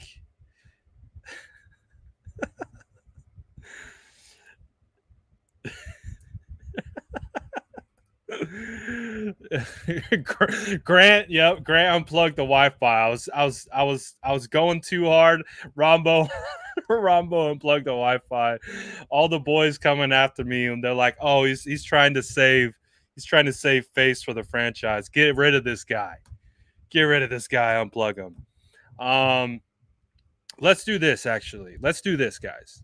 Um, I've been going on for a minute. I'm having all kinds of Wi-Fi. I want to make sure the Wi-Fi is better. This chat is undefeated. Debbie.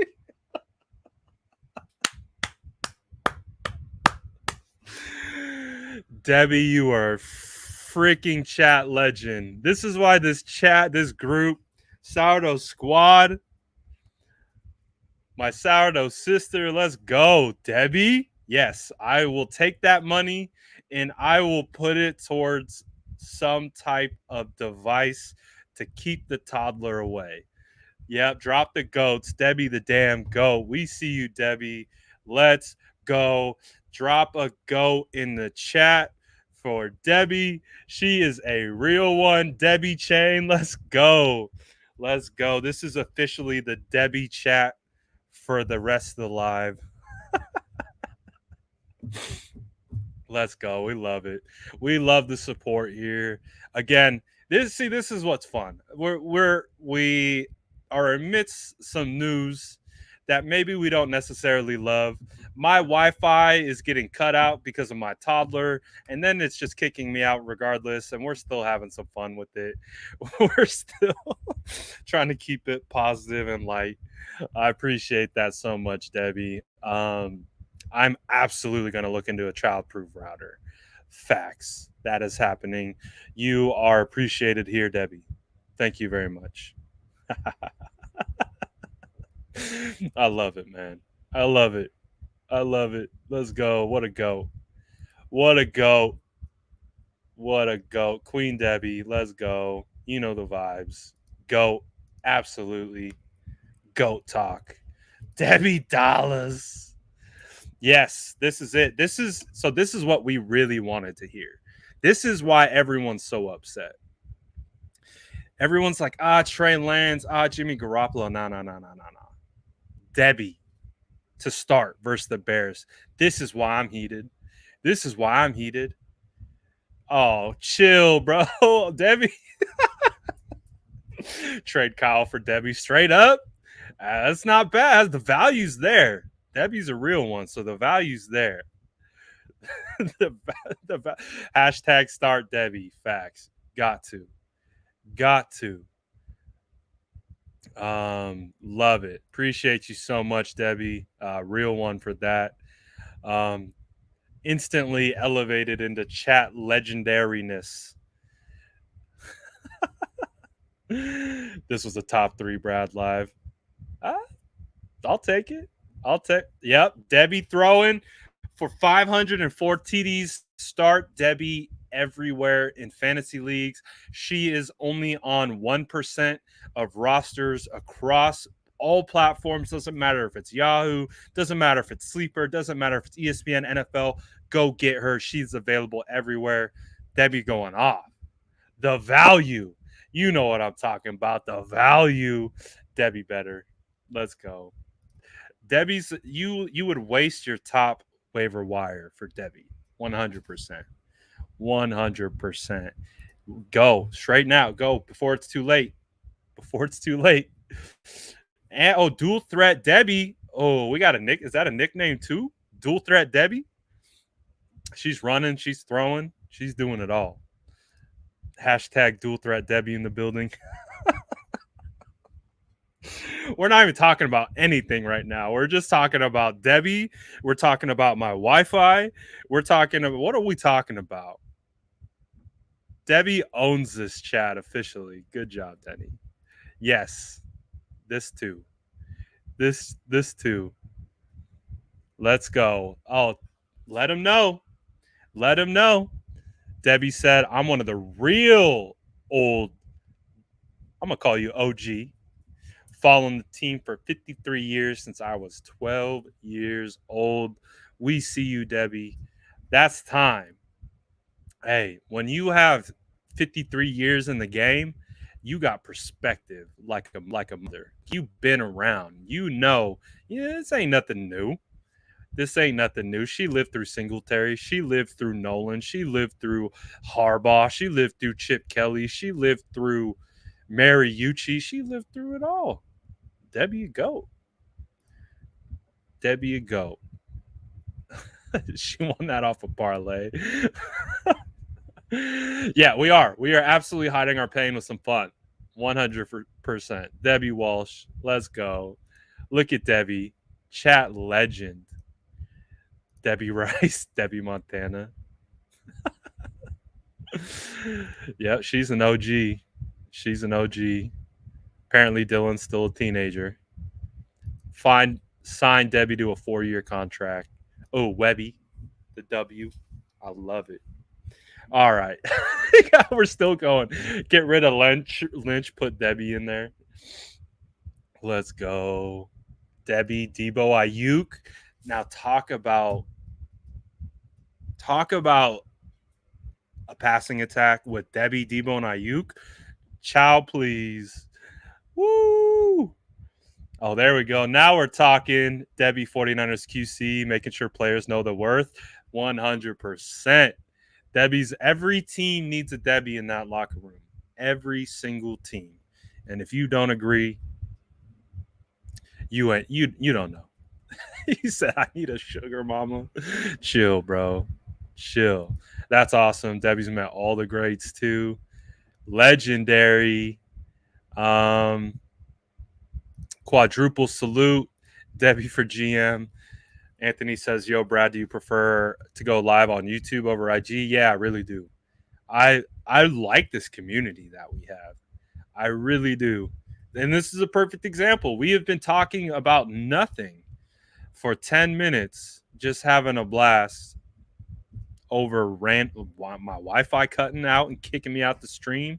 Debbie literally being QB1 and wide receiver 1 and RB1 all at the same time. She's also the GM and head coach at the same time. It's beautiful. Dual threat Debbie, man. Dual threat Debbie's a real one. But I do like YouTube much more than IG. I absolutely do. Debbie DeBartolo, that's a good one. That's a good one. This is a fact. Let's go on a Kyle Shanahan rant. I feel like we ranted pretty good. How about I think I'm gonna do this. I do want to go live with Instagram. So I think I'm going to do this. Give me like 15 minutes. Give me like 10, 15 minutes. I'm going to reset for Instagram because obviously got to take care of that platform as well. So I'll reset with another live. But this has been hella fun. Regardless of like the state of where we are at right now as a team, as a fan base, I still love that we can take a step back and laugh and have some fun.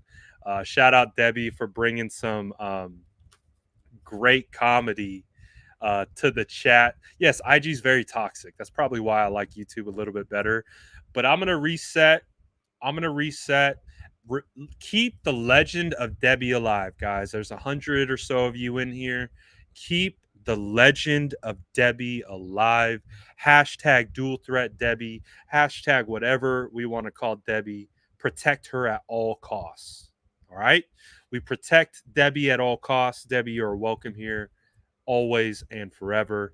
So, like I said, we're going to reset. I'll reset in about 10-15. You guys want to hop on either on Instagram or YouTube, it's cool. But we're going to do a little reset and we'll be back. Again, this was fun. I appreciate you guys. Sourdough Squad, we're holding strong, guys. Hold strong. It's a long year. Stick together. We got this. Shout out Debbie.